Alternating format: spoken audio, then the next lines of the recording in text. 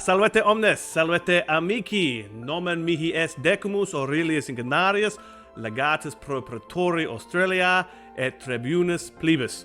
Now we've got audio working, you can hear me.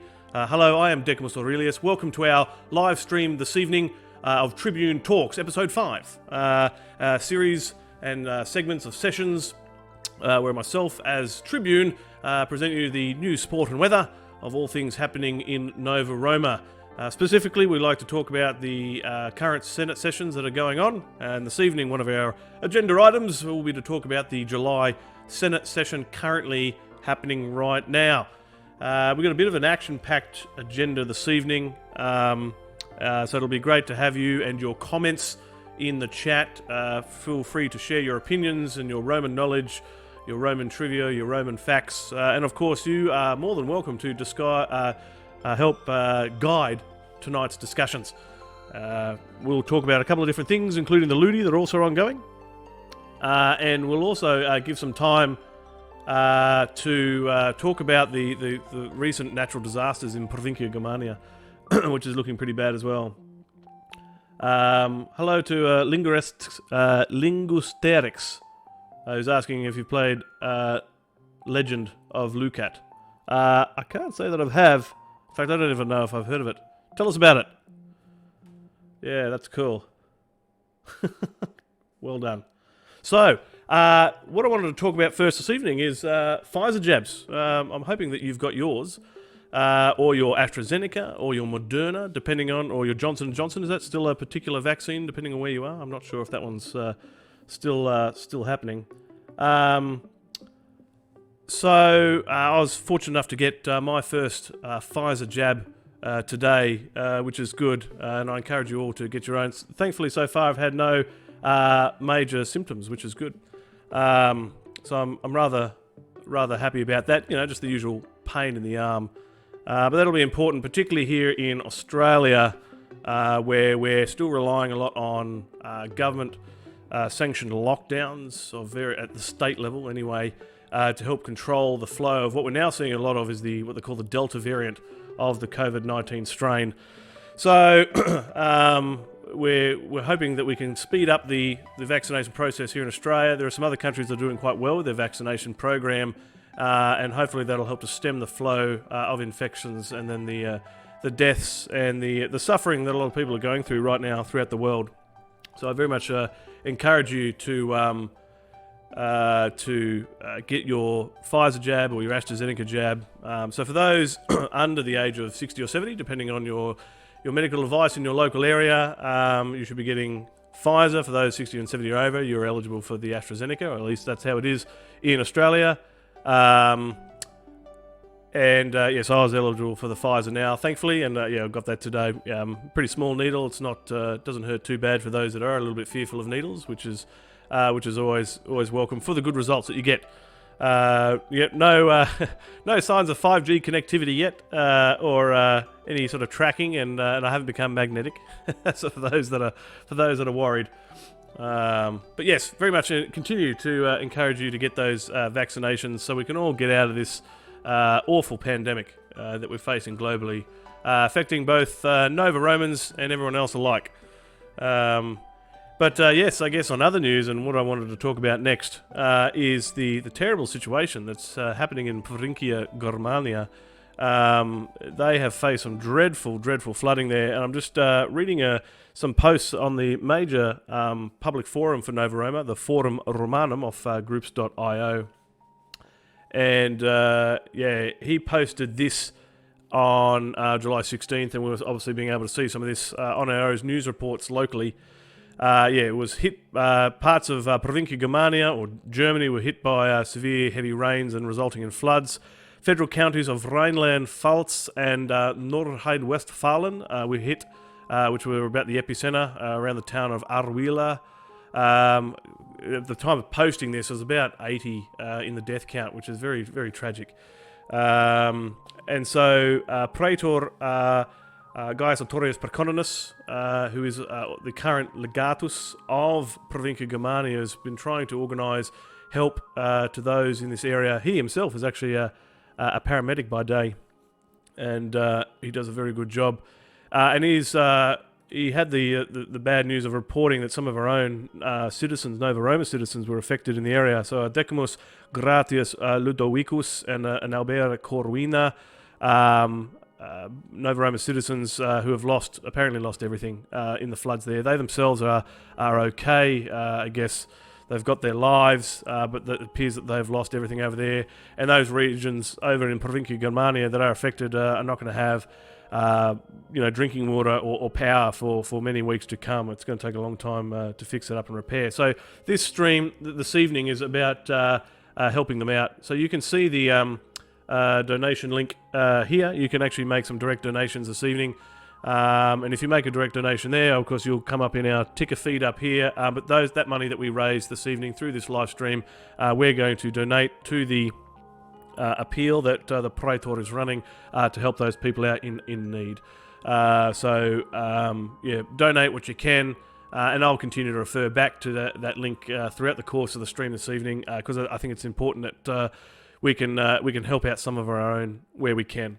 So it's quite dreadful what we're facing in Provincia Germania right now. So what I actually wanted to do is the Praetor himself actually ran an emergency broadcast, and I want to run that for you now. We can bring that up in the stream, so you'll be able to see the video down the there we go, down the bottom left of your screen now. So we're going to play this. What we might do is we'll pause our background music in the background there, and we'll have a listen to what the Praetor has to say here.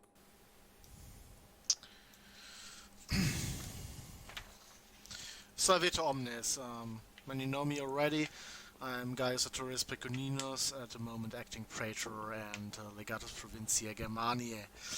As many know, in Germania we had apocalyptic rainfalls with flooding all over the south and middle western territories. We have two directly involved citizens there that are affected by these floods. The floods are heavy, to say the least, apocalyptic.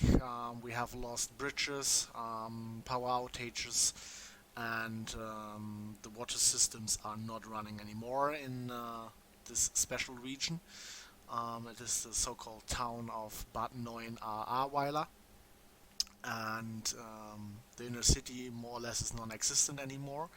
We have more than one water reservoir in the mountains that is endangered of breaking, with the dam nearly already collapsed. I have yesterday was able to get in contact with our two citizens living directly in this most hit town by this catastrophe. Corina and Ludovicus are two citizens who are known in Germany for hosting the blog of Mos Maiorum. I will translate for the English audience the message I got from them. They thanked me for the message I sent to them, and they are speechless over the helpfulness of Nova Roma and everyone they know. They had yesterday the first possibility to load their mobile phones on a generator, because the mobile phones were out. The power and water supply will be out at an unforeseeable time. They are directly situated in the absolutely devastated inner city, and around them is the apocalypse. It is undescribable by them. Telecommunication is only very sporadic. Solidarity among the neighbors and helpers from laying around cities is absolutely stunning for them. They are supplied with food and drinks from a great company there, Apollinaris.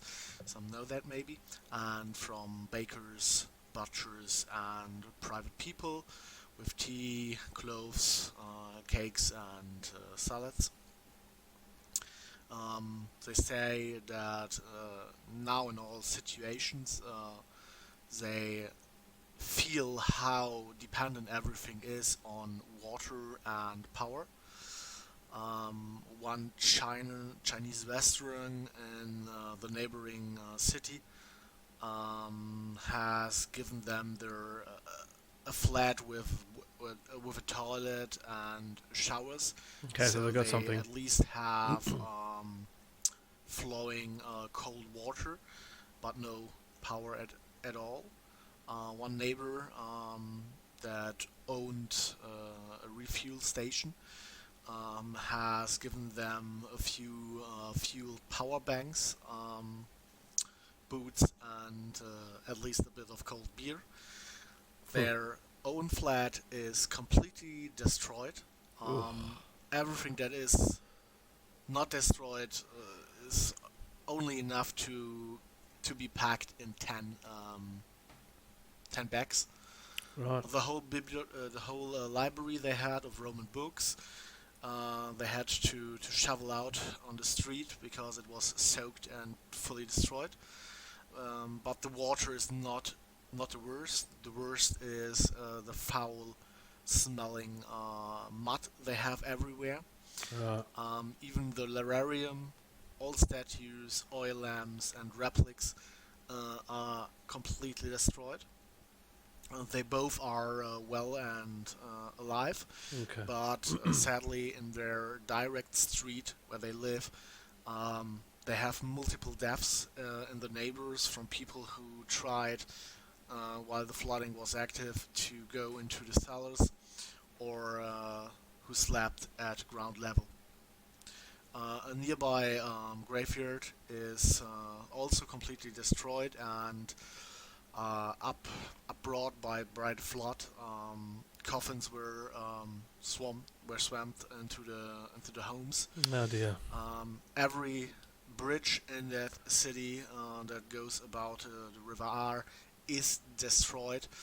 The German national forces are engaged there, as well as the technical help guard and fire department and ambulances.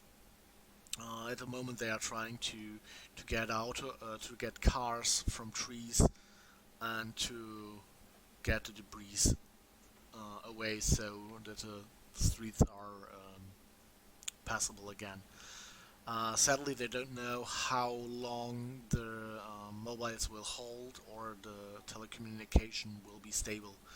Um, they asked me to say thank you for everyone who helps and who already have donated. We have from the province and already talked with the Dux, um, set up a donation fund to them. We will try to reach them at Tuesday with an with an all-terrain car and bring them a generator so we can give them power and the whole street. We ask every Roman citizen to donate even a small amount so we can try to help them as best as possible in this dire time of need. We will hold you on. We will give you every news update we get as far as possible. This broadcast will repeat in the next week at least every day. So if something new happens, you will be alerted via the Facebook, Discord, and email systems. I will now blend in. I will now blend in the donation system, so you know where you can send donations via PayPal. That would go to Captain Anderson at arcor.de. This is personal PayPal account of me, the Praetor, and Legatus. Every cent, every euro that goes there will be accounted to the citizens and to help repair the damage that was done there. Thank you, and all there, stay safe. We will give you infos as soon as we have new ones. Okay, there we go. So we've heard there from Gaius Sartorius Praeconus, Praetor of Nova Roma, and Legatus of Provincia Germania. His emergency broadcast there, reporting on the dreadful floods that are passing through parts of Germany right now. And he was talking about some of our Nova Roma citizens that have been affected by these floods. So he talked about a fund, an appeal to raise funds and money for these individuals and for those affected. So there was that PayPal address there, and we'll drop that in the chat a little bit later as well. But of course, the link up here, if you donate to this link as well, that will also get to that fund this evening as well. So anything raised during the stream this evening, or even over the course of this next week, going to that link and making a donation, all those funds in full go through via the Praetor and to help out those in need in Provincia Germania.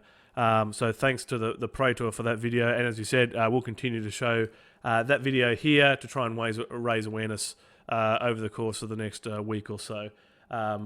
Pretty important, and we as fellow Romans and throughout our global society, we should be here for each other and here to support each other in dire times like these. Indeed. So give what you can. Give what you can. Right. So going through our agenda here this evening, one of the other recent announcements that's come out, that's come across all the various Nova Roma forum, is this year's taxes. Now the taxes, I guess, are the voluntary membership donations that all members or citizens of Nova Roma can make, and they usually come out about this time through August, September each year. And I wanted to bring it up on screen again for you now, and we're going to talk through it a little bit. Here we go. Excuse me. So down your bottom left of your screen right now, you will be able to see the post talking about this year's current taxes. So this was put out by Consul Quintus Arius Nauta, and they're all due by 1st of September. Now, like I said, these are voluntary, so don't panic if you are a Nova Roma citizen and you haven't necessarily paid taxes before and you didn't necessarily intend to, or this is the first you're hearing about it.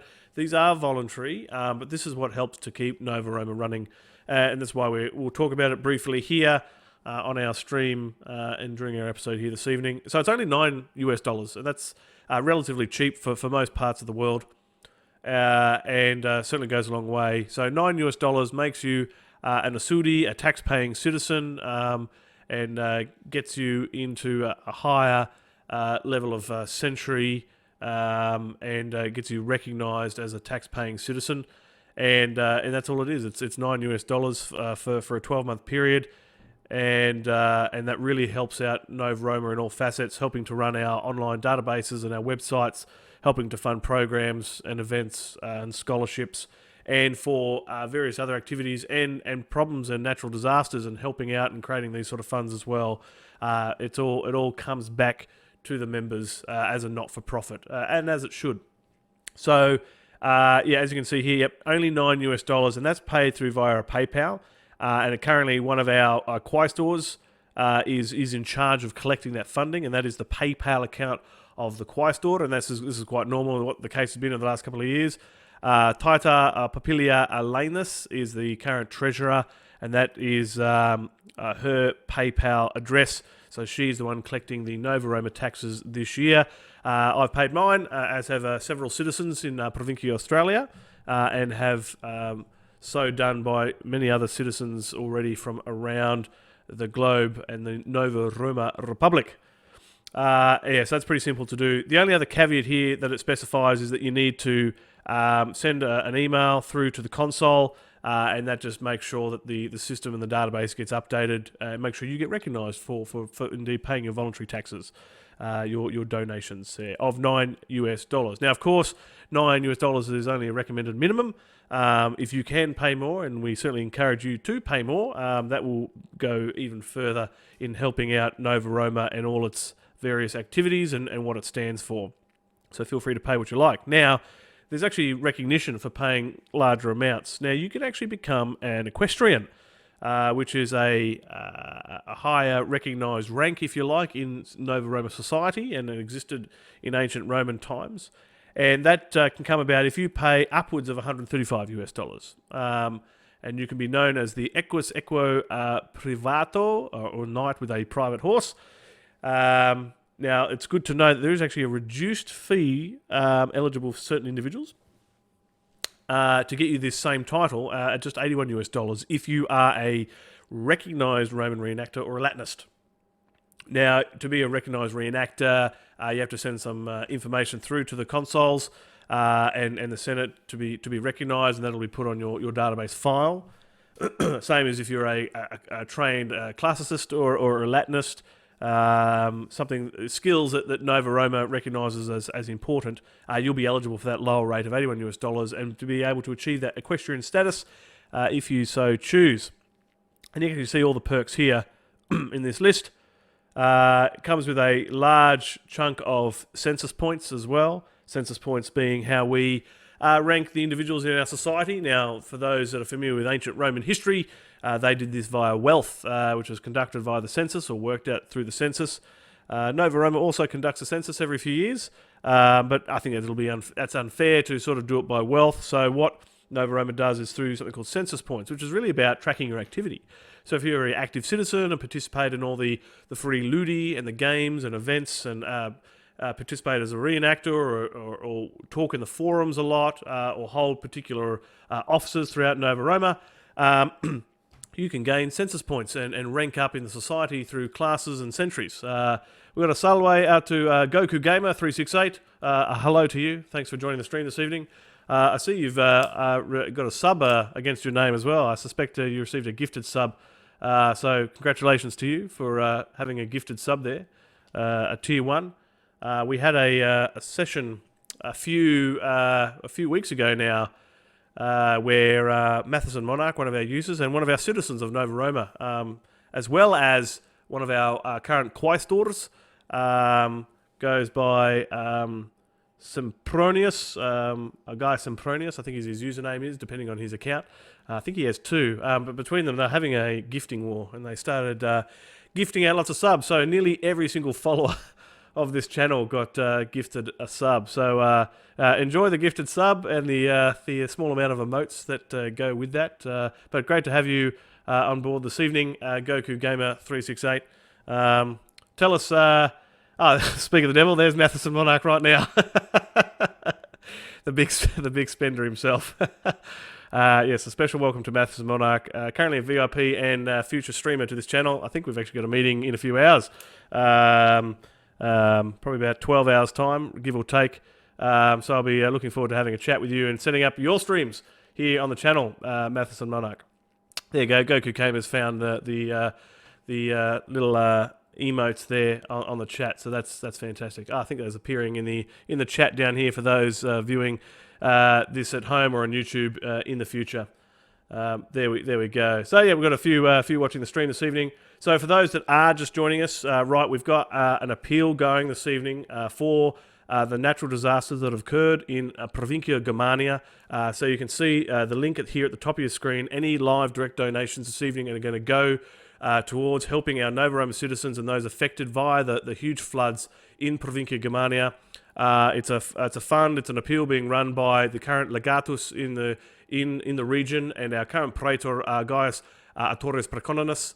So he is trying to gather funds to help out those in need. 2 citizens there have lost everything. They've lost all the belongings. Decimus Gratius Ludovicius and Albia Corwina, 2 Nova Roma citizens. They've lost everything in the floods over there. Do subs or bits help more? Look, they will eventually help out things like this. The subs and the bits this evening will take longer to get to them because it's got to wait for the Twitch payouts. The direct donations here go through direct to a PayPal account.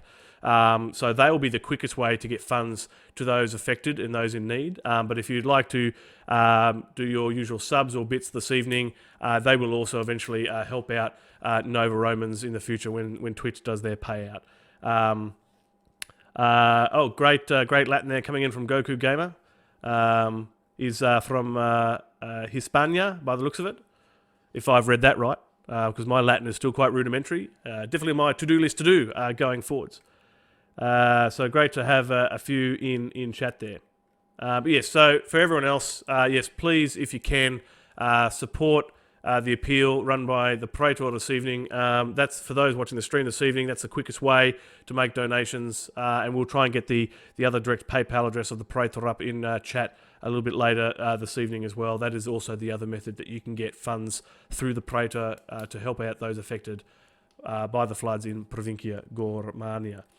Right, so we're back into it. We're talking about the taxes, so that's what we're looking down the bottom left of your screen again now. There we go. So Mathis and Monarch says he's going to drop his bit payload since he has them already, and he's going to go hit the PayPal too. Yeah, good on you, Mathis and Monarch. There we go. He's cheered 700 bits already. Thanks gratias Tibiago to Mathis and Monarch, dropping 700 bits already in the chat, helping out Nova Roma. A huge supporter of this channel and of Nova Roma. And like I said, I'm working hard to try and find a way to recognise those that are making regular and large donations via our Nova Roma Twitch channel here. Yeah, awesome. I'm loving to see the Latin in chat here, and that's what it's all about. Yes, lives in Hispania. Excellent. That's good to see. Who else is familiar with their Latin, who's trying out their Latin in chat or attempting to translate on the fly some of the chat that we see here? I very much encourage the use of Latin here, despite my innate level of ability. So I'll talk to the things that I know a little bit more about, and that is the taxes here. So we're just talking about the equestrian status before.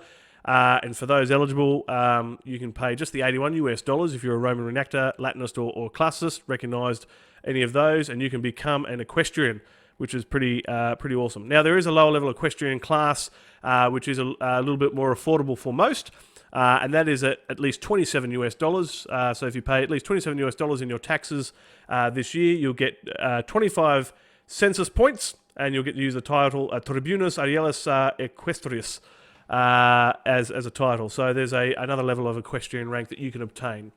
So at the bare minimum, $9 is the base rate if you'd like to pay the voluntary Nova Roma taxes. The next rank up, I guess, is $27 for the first level of equestrian status, and then I guess the top rank is $135. Will get you the top tier equestrian rank and get you recognised in our Nova Roma society. Question from Mathis and Monarch: is there a way for the link to be posted in chat? I'm on mobile, so I can't click the screen. Yeah. Let me do that for you and pull that up for you right now. So everybody who is wanting to tip directly and donate directly to the appeal, donate money to the appeal for the natural disaster, the flooding happening in Provincia Germania, being hosted by our Praetor. I've just posted that link in chat. If that works, I'm hoping it works, those donations, and that should pop up in stream here, and I'll be able to make sure that money gets directly through to the Praetor and help those out in need. So we're going to be talking about it a lot this evening. I don't apologise for that. I think it's an important cause, and so yeah, we'll reference that a lot this evening. There's an emergency broadcast that the Praetor put out that we just watched not a few minutes ago, and that's been playing on repeat on this channel. And we'll continue to do so over the next week, just to prompt people that there are some Nova Romans in need, as with a few others. We've seen a terrible death toll there already, and our hearts and prayers go out to all those affected in Germany and Provincia Germania right now. Right, so that's taxes that we've talked about. So if you've got any questions on taxes, please by all means post that in chat. Wow, there we go. Maths the Monarch has just tipped $100, and that's gone through to the Provincia Germania appeal. That's 100 US dollars. That's a phenomenal donation that will go a very long way for helping those. So a big thanks for those in chat. Put your emotes and gratises in chat. There we go, Goku Gamer coming through with the thanks there as well. Big thanks to Matheson Monarch for making that donation through to the Provincia Germania appeal this evening. Very important. So thank you to you, Augustinius, our Nova Roma citizen there. Big supporter of the channel. In terms of other big supporters of Nova Roma, as we lead in to talk about the Ludi Cornelii in just a moment, it's very appropriate that we talk about this individual here. So we recently saw 15 days of state mourning for Gnaeus Cornelius Lentulus Alexander, who has passed away a little while ago at the age of 93 years. He was a absolutely massive part of Nova Roma, and unfortunately I hadn't been around long enough to truly appreciate his work. I only had very limited interactions with him in my early months and days here in Nova Roma, and unfortunately, he did pass away. So there is a page here on our Nova Roma website, and I'm going to post this in chat if you'd like to look along and read along with me. Is the memorial page for Cornelius Lentulus Alexander, Imperator Pater Patriae, who was a consular senator, and he was an awarded equestrian knight as well. Who passed away. Yeah, he got to the ripe old age of 93 years. An incredible honourable man who did a lot for Nova Roma and reviving it through the course of the dictatorship. As you can see, his CV, if you like, is just astounding, and all the things that he achieved in his long Nova Roman career. And that is the current Ludi Cornelii that's happening at the moment. Those games are in honour of him after the 15 days of mourning. There we are there. And the Ludi Cornelii is in honour of him. And there are prizes on award for participation, and we're going to talk about some of those events that are happening at the moment and have been happening for some time. And I very much encourage you, as a Nova Roma citizen, to participate in these games in honour of this great man, Cornelius Lentulus Alexander. I had the privilege of working under him as a legatus to Provincia Australia when he was the supreme governor of the region, as he was for many provinces. And I reported to him in my early days doing some work in the province. And it was under his guidance and that of his grandson, who we all know and work with quite regularly. We started to rebuild the local province here.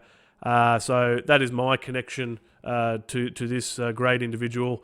And everybody has a story, and further down this page is a series of farewells and farewell messages from a whole bunch of citizens saying thanks and reflecting on the time of this man.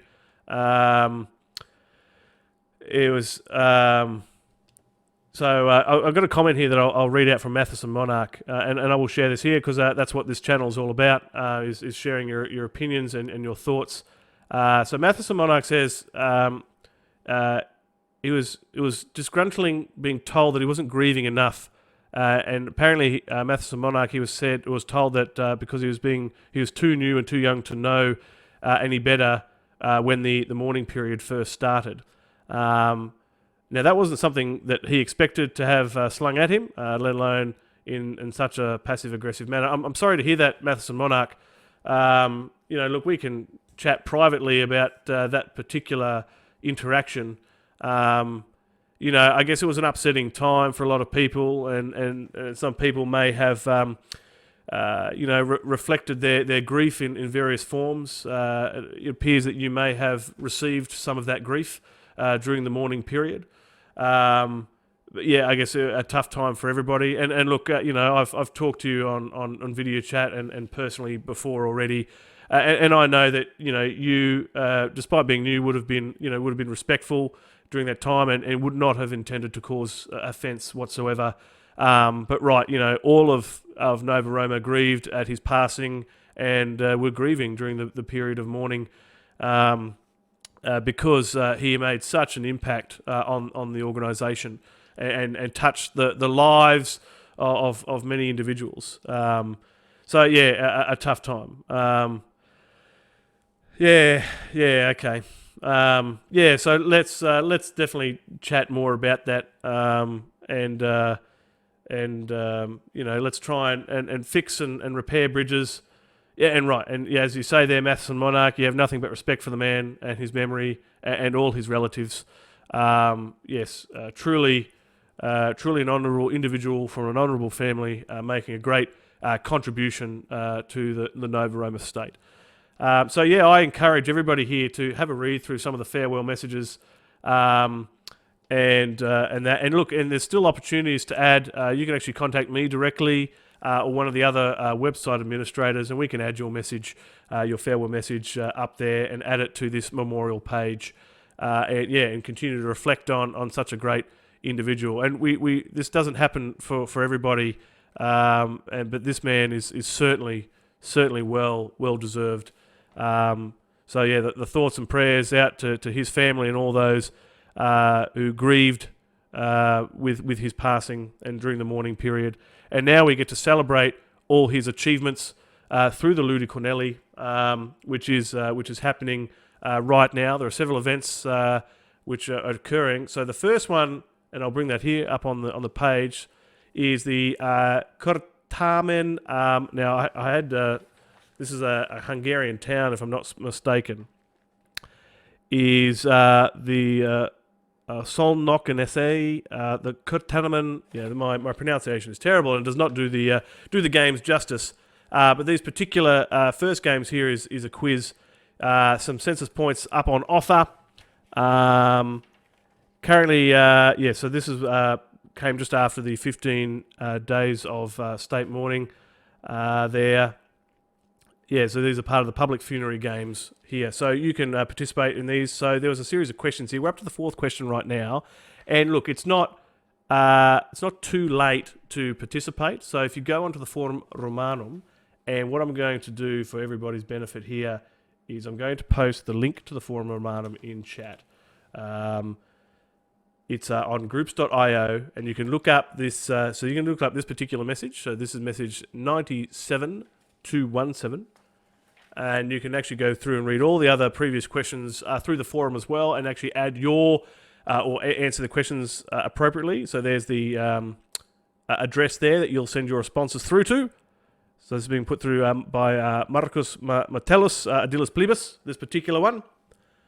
And so this is one of the games of the Ludi Cornelii. Quite a few games here happening. So that's the first one. The second one here is the Curtamen Lentulianum, which is another type of quiz question style of competition.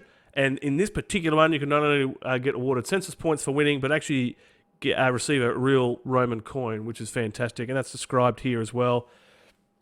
So this particular one is being run by Adilis Plebis Marcus Kakilus Tokiansis. Hopefully I got that pronunciation right. Apologies if I did not. I am still learning pronunciations of names. And right, so this is another quiz you can participate in as well. So there's plenty of opportunities to participate. And this is another one. This is also up to a round 4 or a question 4 or set of questions 4. And this is that particular post. In fact, you can actually see the previous rounds here on this particular post already. So, for example, when did Gnaeus Cornelius Alexander become a citizen of Nova Roma? Question 2 was, what public offices did he hold during his years in Nova Roma? And a few others there.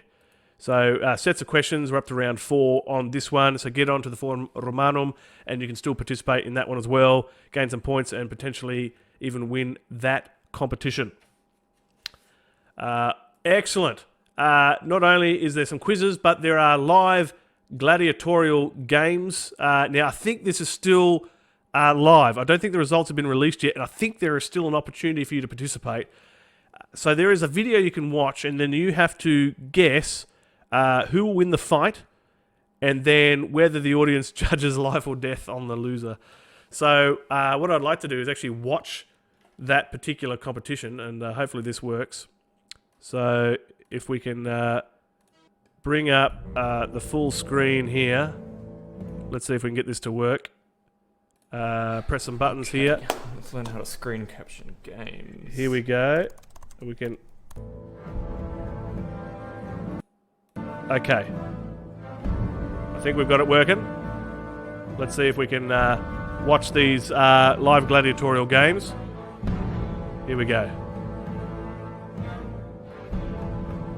In honor of Gnaeus Cornelius Lentulus Alexander.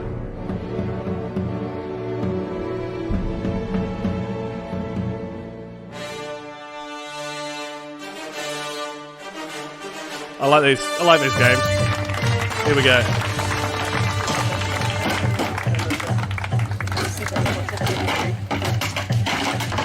Also hier mit den weißen Federn der Velox, mit den grünen Federn der Padalas. Und auch wenn diese Schilde etwas kleiner sind, gehören sie trotzdem, sieht man gut an den Beinschienen, dass es zu den Waffengattung der Großschilder gehört. Und diese beiden Beinschienen sind auch aus neueren Funden. Wer ist denn hier für den mit den weißen Federn? Dann mal lauten Applaus.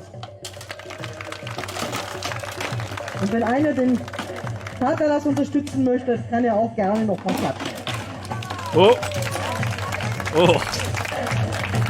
That was interesting. Wer wird jetzt hier die Arena lebend verlassen? Okay. So that's where they stop the fight. And so you'll make your bets on which one of those gladiators win the match. So there's a post on the Facebook, but you can also post via the forum as well. So you can connect in several different ways and make sure that you get your bet in. But I haven't seen the results come out yet, so I think you can still bet on these live gladiator games. So if that's something you want to do, it's really simple to do, right? You just make a simple post or a comment response, and then you can be entered in the competition. And who knows, you could still potentially win that. So. Hopefully that's still ongoing and that you can still make a bet, because that would be awesome if you could. I like watching those games. They're great to see. Wow. All right. So we've talked about the Ludi Cornelii. So there's a couple of different events on there, 2 different quizzes, Curtamens, and then the gladiatorial games that you can participate in honor of Gnaeus Cornelius Lentulus Alexander, the great man who lived right into his 90s and had a huge impact on Nova Roma. So they are still ongoing. Now, also, this time of year that we see from our praetors is the Ludi Apollinares in honor of Apollo, often the favourite god of many. And so there are even more events right now that you as a Nova Roma citizen can participate in. So what we can do is we can talk about some of those as well, which I'd like to do now. So the first one here is, now this is actually what we're looking at here, is the opening address by Gnaeus Cornelius Barossus, our other praetor. And he gives the opening here, and he presents his sacrifice, bread being offered to Apollo, and the declaration of the opening of the Ludi Apollinares. Now, he also talks about here, and we can see in this paragraph here, is an art contest, which is exciting. So for those artists amongst us, you can submit an entry, and this can be nearly anything, right? And it'll be judged, and there will be winners offering census points. So the deadline of submission is the 23rd of July for this one. So you've still got some time to add your entry for this one if you'd like, and you can see he's telling you how to do that. So you can either do it via Facebook or through the Forum Lunarum with the entry into the Ludi Apollinaris in the title. So that's easy enough. So in the art competition, right, so you could submit a poem, novel, photography, drawings, paintings, a video. This is the Catarmen Artium, rather. Yeah, by the 23rd of July, you can submit practically anything that's creative. Music, whatever you're great at. Something of a Roman theme or honouring the gods. poetry, perhaps, and you go in the draw here into the competition and have glory during this Ludi Apollinares. So that's fantastic. So that's the first competition. The other one is being run by our other praetor, Gaius Artorius Praeconninus. And this is another Latin quiz, and particularly in this one there's some translations that you get to have a go at. So the first one's to come in with translations. So I think the sentence is here. There we go. So whatever it means, or whether you've got Latin translation skills already, this is how you can earn some census points, which will be great. So that is the phrase highlighted there that you need to be able to translate to win in this competition. So that is also happening right now as well. The Carmen Artis Magicae is this particular competition. You can find that also on the Forum Romanum. The link still there in chat for those interested. But for those watching it in the future, I guess I can post that up again, and that'll feature on the screen there. There we go. For those that are unfamiliar with the Forum Romanum. The Forum Romanum is where everything happens. If it doesn't get posted to the Forum Romanum, it doesn't happen. That is the official forum where all official announcements occur. If you are subscribed there, you will not miss a thing of something happening in Nova Roma. So, wow, yes, definitely lots of things happening in Nova Roma right now. So there's the Ludi Cornelii and the Ludi Apollinares. Two big events happening right now with lots of competitions being run by the Aedilis Plebis and then the praetors for the latter. Yeah, it's truly astounding. So you can't say that you'll be bored in Nova Roma. There's plenty to do there. Plenty to do there for sure. Now, the other thing that we wanted to talk about this evening is the current Senate session. But before we do, I wanted to remind everybody again about the appeal that we're running this evening and over the next week or so. Is an appeal to help those affected by the major floods happening in Provincia Germania right now. So Praetor Gaius Artorius Praeconninus is trying to gather funds to help some of our own affected citizens who have lost everything in the floods and help out all those that are affected in the flooded regions of Germany. So for those that are watching this particular stream, either now or on YouTube in the future, this link up here, that is a direct donation link. So any money that you put through there this evening will go through to helping those affected by this natural disaster in Provincia Germania and helping out some of our own that are affected in this situation. We've already seen a huge $100 donation coming through from Matheson Monarch, an already big supporter of this channel and of Nova Roma, and he's come through with a massive $100 donation through to that link. So I'm pleased to see that it's working. So a big thanks, a big gratias to Matheson Monarch, which is Augustinius, one of our newer citizens, but a very supportive citizen and a future streamer of this channel, and I look forward to some of his further works and contributions right here on the Nova Roma Twitch channel. So yes, please do what you can and support this appeal being run by our praetor to help out those in need affected by the floods. So thank you. So we're going to take a quick 2 seconds while I have a drink of tea. And just a thanks to all of you who are watching the stream this evening. Again, either now or in the future, either here on Twitch or on YouTube. This is the Tribune Talks show.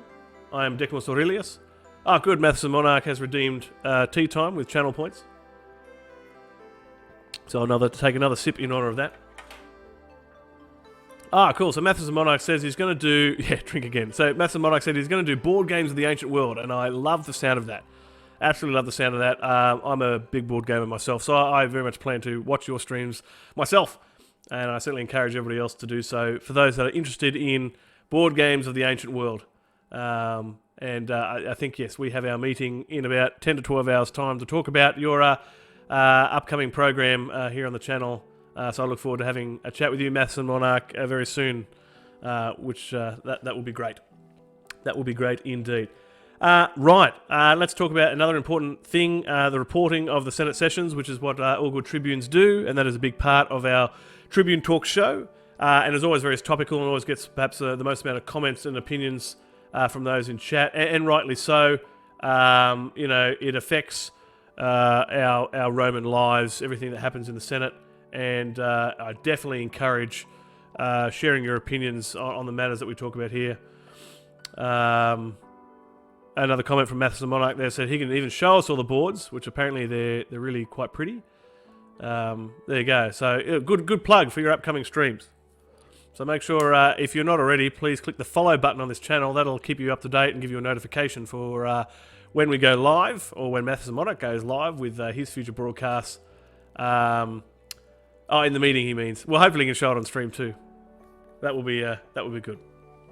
And we are now going to talk about the current July Senate session. So the current, flip over my notes here. So the current presiding magistrate for this session is Ulia Talia Scholastica. So she is the second-ranked consul, if you like, with the primary elected consul, Quintus Arias Nauta, leading the first Senate session, which occurred in March. That was quite a long session. There was quite a bit to come out of that. I think there was about 13 items during that Senate session. The tribunes, including myself, gave out a series of reports through the Forum Romanum of the various activities occurring there. And we now move into this Senate session, which has the appearance of looking to be wrapped up a little bit quicker. We should start to see the finalised Senatus Consulta coming out very shortly, I would imagine. And we're going to talk about some of those agenda items here now for everyone's information. So what I will show you here, and this is also posted in similarity onto the Forum Romanum, and I'll go back to the split screen here, is the call to order, or the calling of the Senate session, which occurred on the 12th of July, Rome time. So the consular auspices were taken by the augur, and they were favourable. We've got a quorum. There's 16 voting members at the moment. Senators, 16 senators who make up our Nova Roma Senate, and that's listed on screen there for you now, down there in the bottom left. And they're there in senatorial order. And then, of course, the other individuals that get to attend the Senate sessions, normally to observe, not to talk, of course, the tribunes with their special powers. Now, there's only 4 listed here, and there are normally 5. That's because the 5th one is actually hidden, actually up in this list here. So here's both a tribune and senator, and that's, as you can see, it's listed there. So Sextus Lucilius Tutor is, yes, both a tribune and a senator. In fact, he's actually had some important roles in the present and recent times as well. So that's why you can only see 4 in this list down here. So these are the elected tribunes this year, and you can see my name among them. And so we are sitting in the Senate sessions, and we are reporting to the rest of the Nova Roma citizens and in the plebeian class of everything that's happening in the Senate sessions, so people can stay informed of what's being said and what's being decided in particular there in almost real time. Almost real time. So we can now talk about the agenda items here. So what we usually see in a lot of Senate sessions is an agenda item for religious business. Now, I could have missed it, but I haven't seen anything specifically regarding religious business just yet on item number 1. So nothing major there. Item 2 is discussing the Board of Director elections. So, as a rectification activity that still needs to occur after the dictatorship woes that occurred in our recent history, we need to re-elect and formalise our board of directors. So we have a unique situation here in Nova Roma where generally the Senate, the current Senate, is our board of directors. Now they are 2 separate hats, and that does need to be specified legally in terms of macro legalities in the US state of Maine when Nova Roma is registered as an incorporation. So what we need to do is hold some new board of director elections, as is required, just to legitimise the corporation again.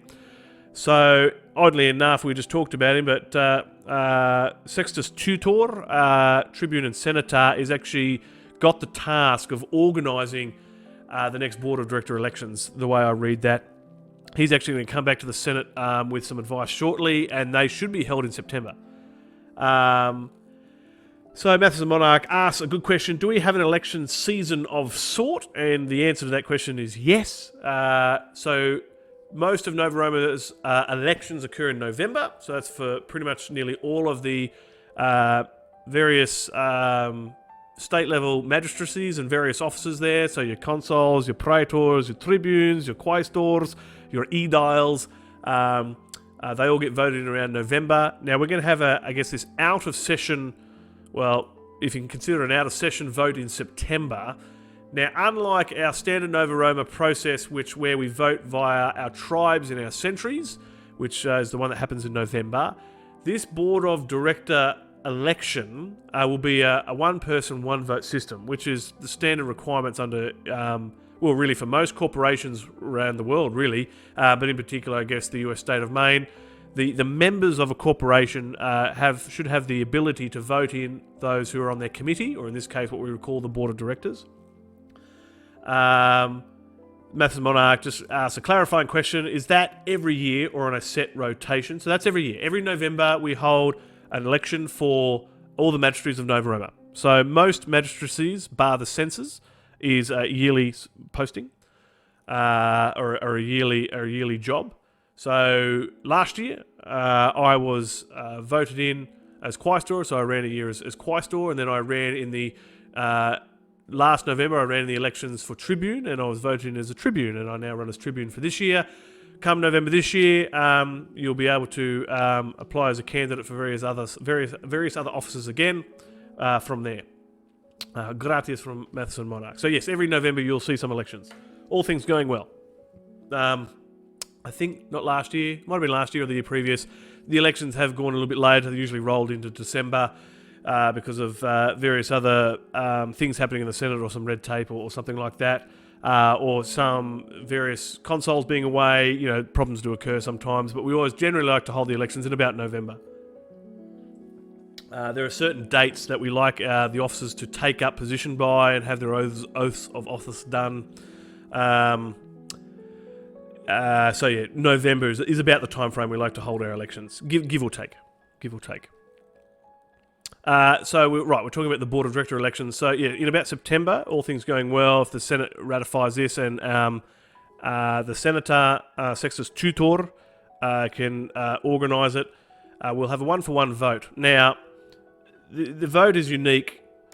So like I said, everybody gets a singular vote to vote for candidates that will be put up for board of director. Now, what we'll see is the Senate will release the list of the current senators.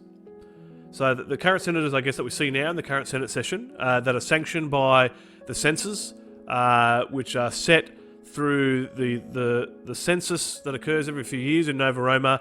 They will be the list of candidates presented to the members to vote upon. Now, strictly speaking, they're under corporate law. There's nothing stopping any other member, aka citizen of Nova Roma, standing up to nominate to be on the board of directors.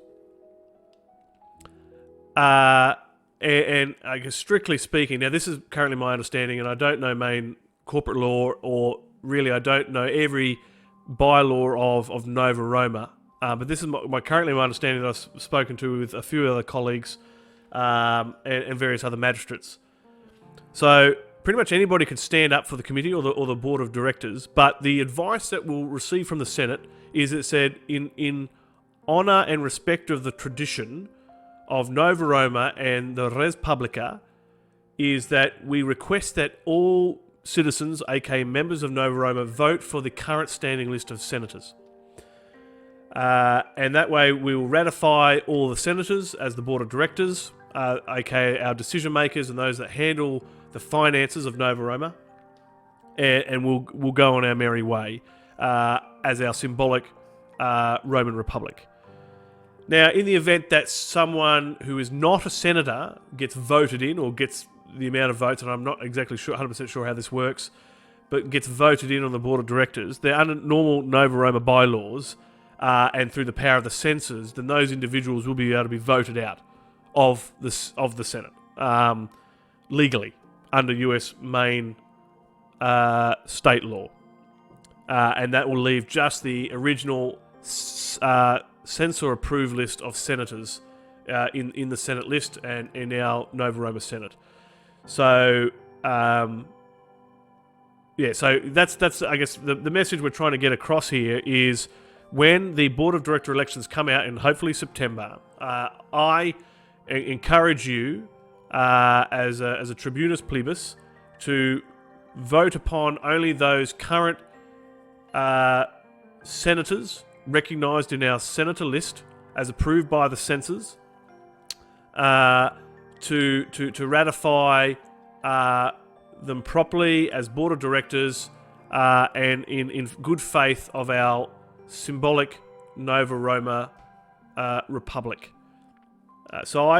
Although it will be listed, I discourage you from attempting to run for the board of directors, because in all likelihood that even if you are successful in your nomination for running for the board of directors, the rest of the board of directors, i.e. the remaining senators there, will simply, through the normal legal bylaws of Nova Roma, will just vote you out again afterwards. So it will be not in good taste and not in good name to run for the board of director elections. What I do encourage you to do, if you are serious about Nova Roma, if you're serious about honouring the traditions and the political framework of our symbolic Roman Republic, then you'll strive for senatorial rank through the Chorus Honorum over the course of the next couple of years. So we spoke to Titus Domitius Draco, another senator, Senator Consularis, about his career path, and he essentially said it was about 10 years before he was accepted into the senator list, give or take. Now there was a period of inactivity there, he reported, and of course the dictatorship did occur during that time, and that certainly upset things a little bit. But I would expect that if you are a serious individual and a serious citizen, and you have great respect for Nova Roma and the Roman Republic and our histories and our traditions, then you'll go through the Chorus Honorum, you'll run for your elections, and eventually you may be recognised by the censors after a census, and you'll be voted into a vacant position on the senator list and join the senatorial rank. That is the way that you should do it. Now, even strictly speaking, if for whatever reason that if you run for the board of director elections in September, you may be on the board of directors, but you wouldn't necessarily be of senatorial rank anyway. And like I said, your time on the board of directors would be short-lived. So let us respect the Nova Roma Senate, which is a huge part and the heart, the beating heart of Nova Roma, outside of the citizens themselves. So when the board of director elections come in September, please cast your vote for the standing list and an acknowledged list of Roman senators in the senatorial list as approved by our censors. That is the key message here on that item. Item number 2. So I look forward to seeing those board of director elections come out, because I think by having those elections ratified and conducted, that will legitimise a few other things and help us continue with our recovery after the dictatorship and keep us in good stead with the US state of Maine in terms of our incorporation, etc. So lots of corporation law behind some of that. Not familiar to a lot of people, excuse me.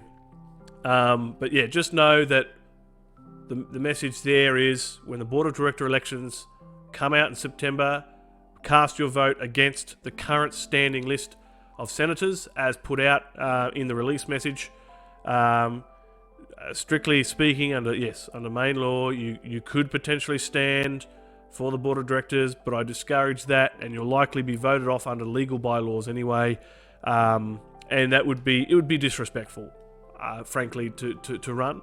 But you do have a legal right under US corporate law, so we do have to inform you of that as well. But for the most part, people are here to live out a Roman life in our symbolic Roman nation. And unfortunately, we do have to deal with the corporate side and the legal side, because that helps us with some transparency with handling of public monies and finances, and in terms of legal recognition and protection. So we do have to have the corporate side. We do have to work within macro law, not only in the US, but now as we expand globally, we have to meet various national laws across the world. So it is something that we have to deal with. It's something we can't do away with. So this is just an administrative duty that we all have to perform come September. Fingers crossed. Fingers crossed that occurs sooner rather than later. Right, so that's item 2, the Board of Director election. So let's now talk about item 3.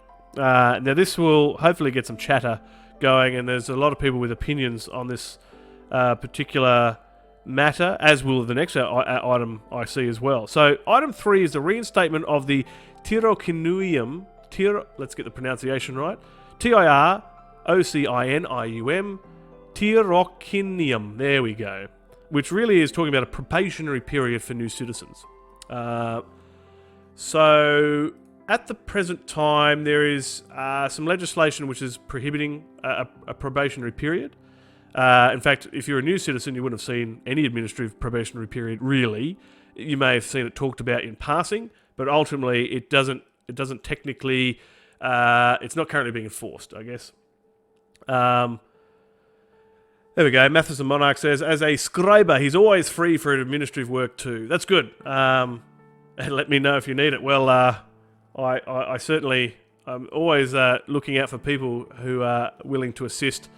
I have a number of staff in Provincia, Australia, who are helping me, but if even that workload gets too much for them, I will call upon you, Matheson Monarch, aka Augustinius, to support me for sure. That's very good. So pleased to hear you're a scriber. So I guess a question for you or anybody else in chat that is a Nova Roma citizen. Have you heard anything about a probationary period as a new citizen? And I would argue that perhaps you haven't heard much about this at all. What I'm going to do here in just a minute is I'm going to bring up the original legislation, which was passed a few years ago now, but really hasn't been enforced. And because that's been some other legislation that's out there that has sort of prohibited it, or it stopped the practice, and the dictatorship itself caused problems along this part. But it's worth noting that the probationary period is not meant to really be an inhibitor on welcoming new citizens, but it's about education, and it's about providing a stepping stone and a stepped process in educating people in what Nova Roma is all about. So let's actually bring up the legislation in question. Let's switch screens here, and I might zoom in just a little so you better get a slightly better reading. So this is from our main corporate website. You can read this publicly as well. Matheson Monarch says he's seen some undesirable individuals pop up from time to time in I guess referring to in Nova Roma. And right, some people I guess who don't really appreciate what Nova Roma is all about. And right, and this legislation that I'm bringing up on screen, and I'm going to bring it up in chat. So there's the link in chat for those that want to navigate there on the web to read what we're reading live or in the future. Yeah, this is all about education. This particular law that's out there, and the Senate is discussing about reactivating this law in full. Shake off anything that's inhibiting this law and reenact the process for all new citizens. Now, what I have seen and what I can report as a Tribune so far is that if you are already a citizen with an approved Roman name, you will not be affected. Okay, so even if you are, now they normally talk about a 90-day probationary period. So even if you are already, or if you're within that 90-day period when this, law is reactivated, or reinstated, don't worry. At the present time, I can report that you will not be affected. Now, the Senate might change their mind in the next days or weeks, but at the present time as Tribune, I can report currently that when this particular law on the probationary period is reactivated, those who are still within that 90-day period but have an approved Roman name will not be affected. It'll only be from new applications that are received from the time that this law is reinstated. So I want to have a quick look at this law and have a bit of a read through. So it was approved by the Comitia Populi Tributa. There we go, back in this date. So feel free to have a read of this law, and the link's in chat there. So it talks a little bit about when citizenship starts, and then this is where we get to the meat of the law here. So it says that all new citizens, will be subject to a probationary period of 90 days. So during this time, they will not be allowed what they call the Aurea Publica, which is the right to vote and stand for any public office. So there's a wealth of public offices out there, both provincially and at the state level. Lots of areas you can get involved in. But during the probationary period, you won't be allowed to vote in elections, and you won't be able to run for any public office. And that is to ensure that you're given time to learn about Nova Roma, its objectives, what it stands for, learn about our traditions, learn about our society. And frankly, there is a lot to learn. And it does take at least almost a year. I think 90 days is not enough, but you can't prohibit people for that long. People will become disenfranchised and detached. I think it takes at least a year, if you're active, to really start to learn some of the society and the traditions and the history and the objectives of Nova Roma. And, I'm still technically a relatively new citizen, and I'm still learning. And there are others out there even who have been around longer who are still learning. So this probationary period is about really sort of emphasising a time of reflection and a time of learning, and I guess encourages people to study a little bit, because at the end of that 90-day period, citizens will have to pass a simple examination. Now, that's not, it's not scary, this examination. There's not many questions. I've seen some old examples come across my desk recently, and they only had about 12 questions. Now, that's not to say that the new examinations, when this law is reinstated, will only be 12 questions. There might be more. I think there'll be some revamping of the style of questions and making sure they meet particular objectives for what we really were trying to do here. Coming up at the end of 90 days, new citizens will be able to undertake this examination. Not sure what form that will come in yet. I do know that they're considering some digital forms right now. They should be able to be released in several different languages. If not, there'll be some translators available. They'll be developed and run by the censors, or at the whim of the consuls. And once passed, then they'll be instated as a full citizen, getting the right to vote and being able to run for public office post that point, which is cool. Very good. Now, there is talk about here in the law about some exceptions. And I'm pretty sure that I've read, so under item 3 in the current Senate session, the Senate is emphasising or putting in a clarification that the current consuls and the censors can waive the examination itself or the probationary period in part or whole for special circumstances or for particular citizens of, perhaps prestigious status. So those who have studies or PhDs, in the classics, or who are fluent Latinists, for example, some critical skills that really help Nova Roma, or those who are a part of prestigious Roman organisations that could provide great contributions to Nova Roma. So at the discretion of the censors and the consuls under this law, there are some waivers available so that people won't necessarily have to do an examination or a probationary period at all, in part or whole, etc. So a comment from Matheson Monarch here says, the 90-day wait is good because it is a point at which most people who just come in to chase power or, live action role play, they'll probably lose interest during that 90-day period. And I think you're right. I think it helps to weed out those who are perhaps less serious. Now, not everybody who joins Nova Roma is going to be perhaps an enthusiast or perhaps somebody who wants to do the living history side of Nova Roma.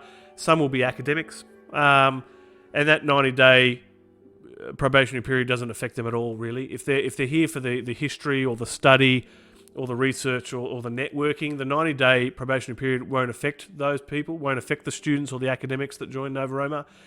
So really this is for those that do the living history side, who are the enthusiasts, who those who want to live as Romans, like myself, like Matheson Monarch, and like many who visit this channel as well.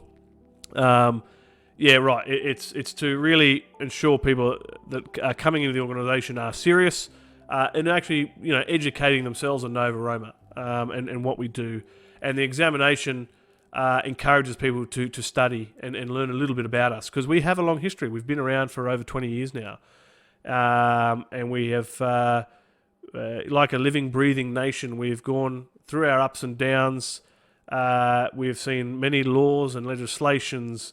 We've seen traditions and histories and cultures, and that can be a lot to take in. And so this law, which has a lot of support, will help to provide an incentive to educate our newer citizens that come in. So for me, and my personal opinion, I'm looking forward to this law being reinstated. There is only one minor law which will be, I guess, repealed, and something from the dictatorship which will be disowned, which doesn't really have legal weight, I guess, anymore, since the dictatorship has been removed. The illegal dictatorship, that is. And because it was illegal, technically anything pronounced during the illegal dictatorship doesn't stand. But any senatus consultum that comes out of this agenda item number 3 from this Senate session will denounce anything from the dictatorship holding this back, and any other legislation that is otherwise prohibiting this law from being put into full practice. So the censors and the consuls now are actually scrambling to pull up old examinations to make sure that we can in fact properly enact this once this is revived. So I'm pleased to see this coming back, and I certainly would have shied away from an examination at the end of my original 90-day probationary period. Mathis and Monarch says, like with himself, he just wants to build a community with an entire goal is to see the community within the Larcus Magni area grow active and capable enough to properly observe feriae, rather. Yeah, it says, it doesn't care what title does that, just that the vital life is breathed into it. Yep, great words there, Mathis and Monarch. So, yeah, this does have a lot of support. I don't see many objections to this. Really, the only people that would probably have an objection are new citizens. And those new citizens that would be affected technically don't really exist yet.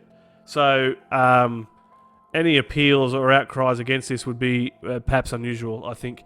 And certainly the Tribunes, I don't think, have heard any objection to this yet. If you've got some concerns, if you've got some questions with regarding to agenda item number 3 here, which is the reinstatement of the probationary period, and this law in particular, have a chat with one of your Tribunes. So you can look up our email addresses through our Nova Roma Discord, and the chatbot Streamlabs keeps throwing that in the chat quite regularly. Or you can send me an email, d.aurelius.ingeniarius@outlook.com, or you can send me a whisper through Twitch. As a Tribune, I'm happy to answer your questions. We can discuss this. We can have a call or a video chat. Talk about your concerns, if you have any, concerning the reinstatement of this law. And personally, I don't think you should. I'm supportive of it, as are many others. But like I said, if you've got concerns, let's have a chat about it. Mathis Monarch says, I'd like to see those objections as red flags anyways. If you're here with an earnest interest, you've got nothing to be concerned about. I think I agree with that sentiment, Mathis and Monarch. I think I do. Interesting law. Pleased to see this coming back. And look, the senior magistrates always sort of talked about a probationary period anyway, and many of us were sort of practicing that in part. So as a governor, we wouldn't pass an edict to bring on new staff really before that probationary period had concluded for newer citizens anyway. So it's sort of always been there in the background. It just really wasn't enforced. But now, post this current Senate session, it will be. Which will be good, and it is welcome. And having some tea. Right. The other one that's going to get a lot of chatter this evening, both now and into the future and on YouTube, is agenda item number 4, which is an amendment to a recent conflict of interest policy, a senatus consultum ultimatum, that came out of the last Senate session. So this definitely generated a lot of discussion, and we'll take our time We'll take our time talking through this. It's a little bit complicated. It has a bit of a history, and it's polarised a few people, but I think it's mostly out of being misunderstood. Now, it's not being repealed. Mathis and Monarch, it's not being repealed, but it is considering being modified. For those that are familiar, it appears that Mathis and Monarch is familiar with the SCU in question that came out of the March Senate session. It's not being repealed. The Senate is very supportive of this measure, but there was a lot of a great deal of concern that came out of some of the citizen body. It actually came through the tribunes, and the tribunes, representing the people, they took those concerns to the Senate to try and work out some of those problems. So what I would like to do first is let's have a look at the SCU, the Senatus Consultum Ultimum, that was released in the March Senate session. Let's talk through that, and then we're going to go and look at some of those concerns that came up out of the citizen body, and we will address those as well. I'll address those personally, and I'll give you my opinion, because I'm in a unique position as Tribune. I can see what's happening in the Senate, and I understand the thinking of the Senate right now, and I talk to the various senior magistrates quite regularly as a part of my role, and I can understand their thoughts. But I'm also representative of the people, of the plebeians, and I hear their concerns. In fact, I had some of my own when this SCU first came out. In fact, I was on the verge of actually pronouncing it an intercessio, but I was talked down, and my fears were allayed for the most part. I think I still got some concerns with it, and some of those concerns are being addressed now in the current Senate session. Mathis and Monarch has a comment here. 72 hours of whining from people wanting to chase titles was enough to show me its merits 100 times over. Maybe. But look, some of the concerns that I have seen from some of the citizens are newer citizens, and their concerns are justified to an extent, and I resonate with some of those concerns, but I think some of the concern comes out of misunderstanding, and I'm hoping that many will either watching now live or watch this in the future on YouTube or just on the Twitch channel here, that we can work out what those misunderstandings are. I can educate everybody on the direction of the Senate, and we can all be happy that when the latest modifications come out, everyone will be on board on the same wavelength. So let's go through it now. So let's bring up the SCU from the March Senate session here. Quite a long title, and I've had a shocking night for pronunciation, so I'm not even going to go try and pronounce that. But it is best summarised as the SCU, the Senatus Consultum Ultimum on the conflict of interest, or the conflict of interest policy. So, I guess let's just talk through. Let's just read what we see first, and then let's give it some background. So, talking about protecting the interests of Nova Roma here, and let's step through it. So, in paragraph 1, no high-ranking official of Nova Roma shall also be a high-ranking official of another organisation that is based on a Roman state. So that's me, I guess, paraphrasing or trying to simplify the language here. If I wrote this, I would have written it differently. So let's state that again. So no high-ranking official of Nova Roma shall also be a high-ranking official of another organisation that is based on a Roman state. So there are other organisations out there like Nova Roma that are also a symbolic Roman, either republic or empire. There's different periods of time out there of a Roman theme.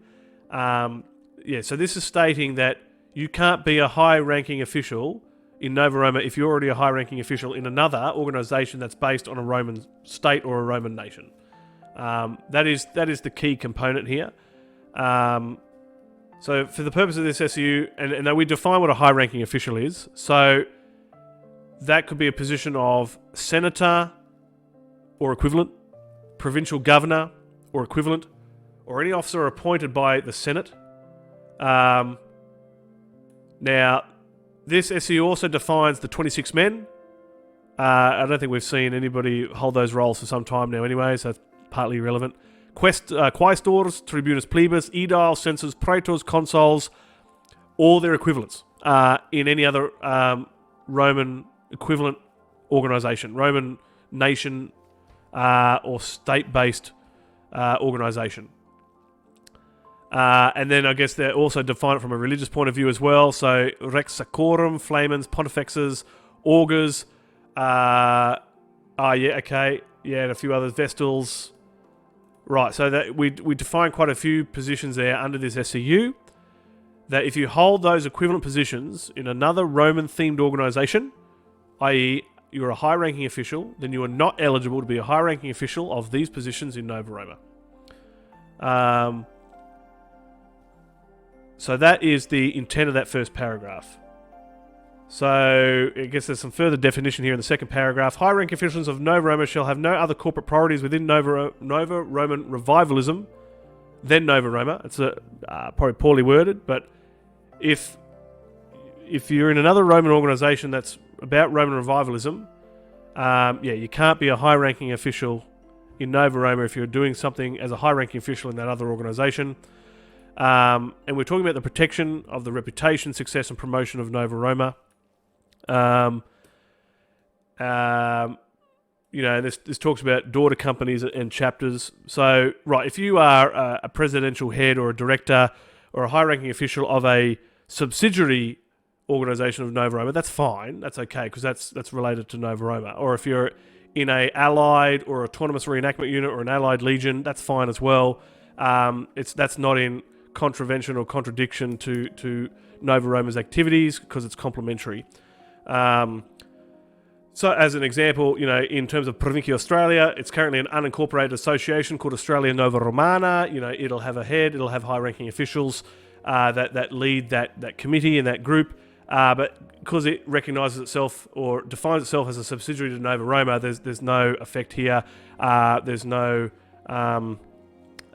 problems in that case. Same as if you are like a centurion of an allied reenactment legion, there's no problems here as well, and you're not contravening anything to do with this SCU in this case. So that's what this is helping to define here.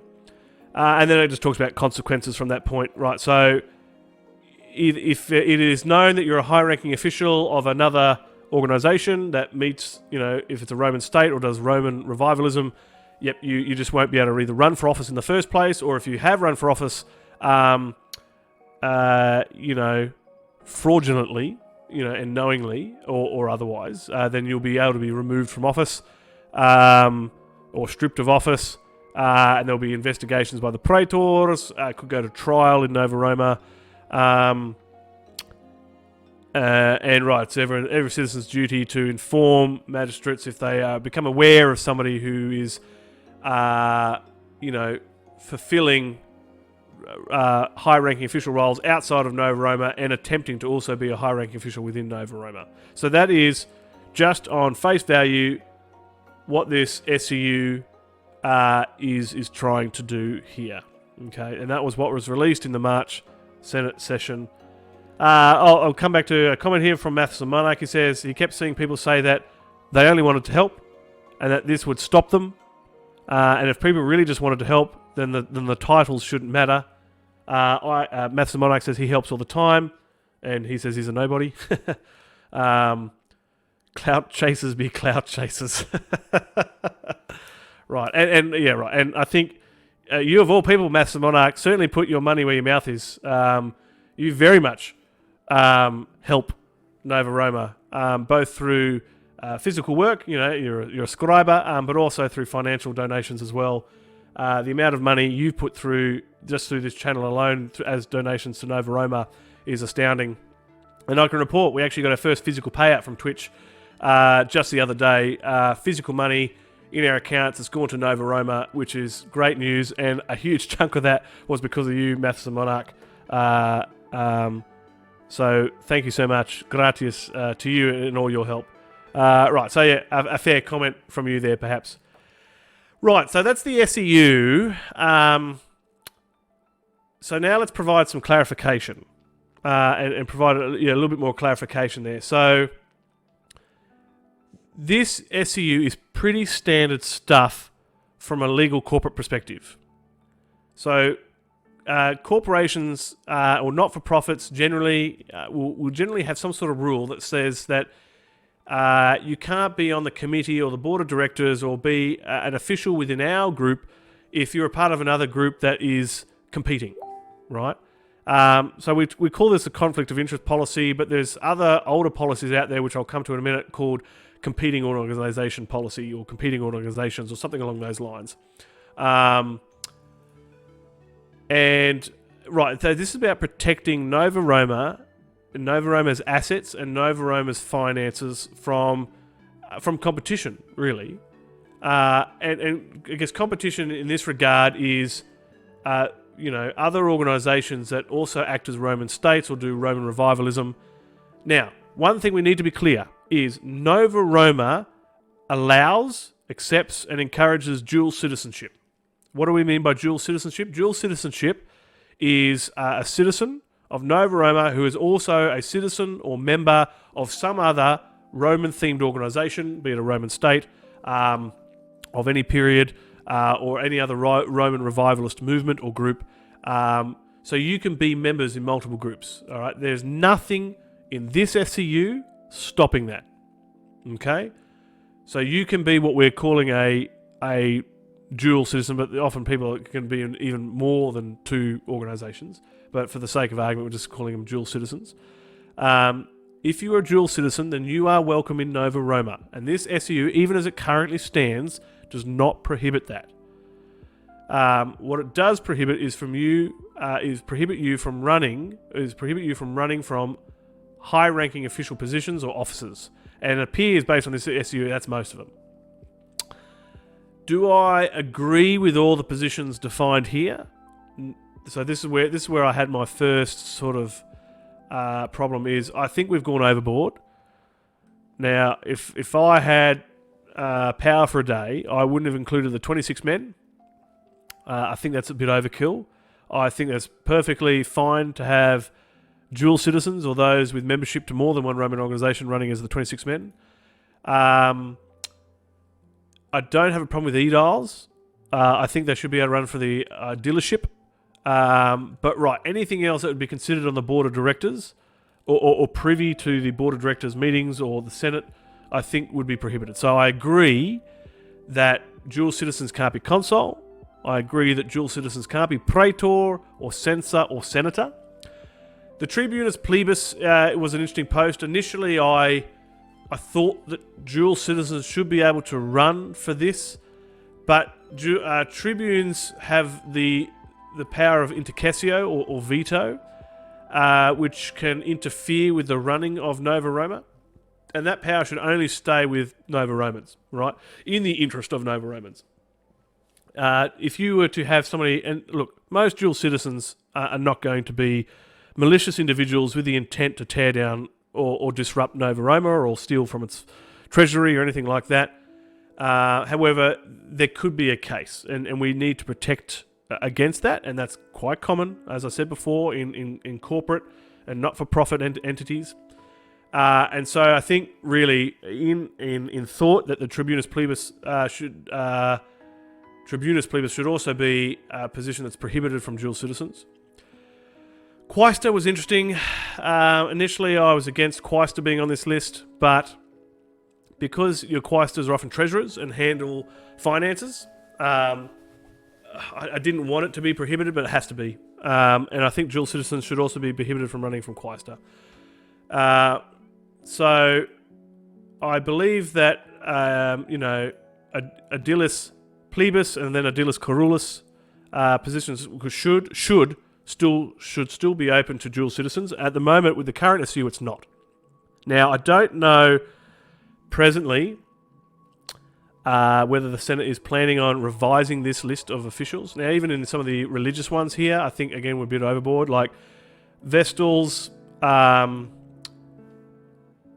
probably agree about the Pontifexes and the Augurs. They have some pretty important positions that should probably be protected, and perhaps including the Rex Sacrorum.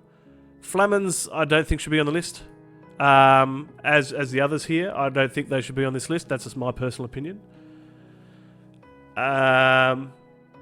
So my only criticism of the current SEU as it currently stands is just probably oversteps a little. But in general, I support this legislation, but it's forgotten a few things. And presently, there's about 15 or 16 other policies out there that you can see on our website, mostly referring to competing organisations and various other conflict of interest policies, which are outdated and frankly all over the place and poorly written, which came up a lot during the dictatorship. And the intent of this original SEU was to actually strip all that old legislation and wrap it up into one. But that wasn't done, and that was highlighted pretty quickly after the Senate session closed by quite a few individuals, and myself and the other tribunes in particular.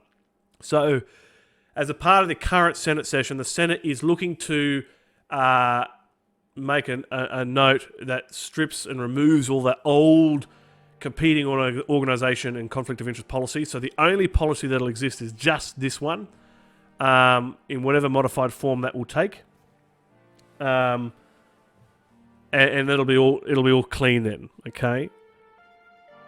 So know that this is a good policy that's about protecting Nova Roma and its assets and its treasury from individuals with power in other organisations that could potentially and maliciously seek to upset or steal from Nova Roma. Now, for those that, as I said again already, not everyone who contains membership to more than one Roman organisation is going to want to do that. Most people are going to have good intent, right? And most people want to get the most out of several organisations, and Nova Roma certainly encourages networking and working with other Roman-type organisations. But, we do have to look after our own image and our own assets and our own finances, and this is the way that you do that, and this is common practice. This is common practice in the corporate and not-for-profit world. This is not new. This is not autocratic or barbaric in any sense. It's just a protection measure. Now, if a citizen who happens to be a dual citizen, a member in more than one Roman organisation, if they relinquish their high-ranking appointments in another organisation and they can show that, then they can run for all these positions again, which are currently prohibited to them. I hope that I can lobby the Senate to remove some of these positions. I think, as I said before, we've stepped overboard a little bit here. Like Ediles, the 26 men should be available to dual citizens. Flamens and all these other ones should be available to dual citizens, but the rest should be protected. Anything that handles money or is considered in the Senate or Board of Directors needs to be prohibited to those with power or rank in other Roman-themed organisations or organisations based on a Roman state. So I support this measure, hopefully in its final modified form. So that's the SEU as it currently stands, as you're reading it here on the page, and some of my personal opinion on the matter. And I wanted to bring up some of the comments that came from the citizen body. So the Tribunes received an appeal from a small group of citizens who took issue with this SEU when it became public knowledge. And I'll bring it up here for everyone to see. It's not private. In fact, I think they would want you to be able to read this letter anyway. And this was shared with all the senators in the Senate as well who reviewed it. And we'll bring this up.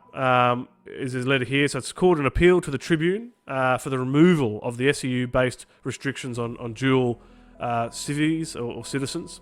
So this was put together by a series of citizens here, and I suspect that most of them are in fact dual citizens or citizens in multiple Roman organisations, and that's fine, and they are welcome in Nova Roma for sure. Okay,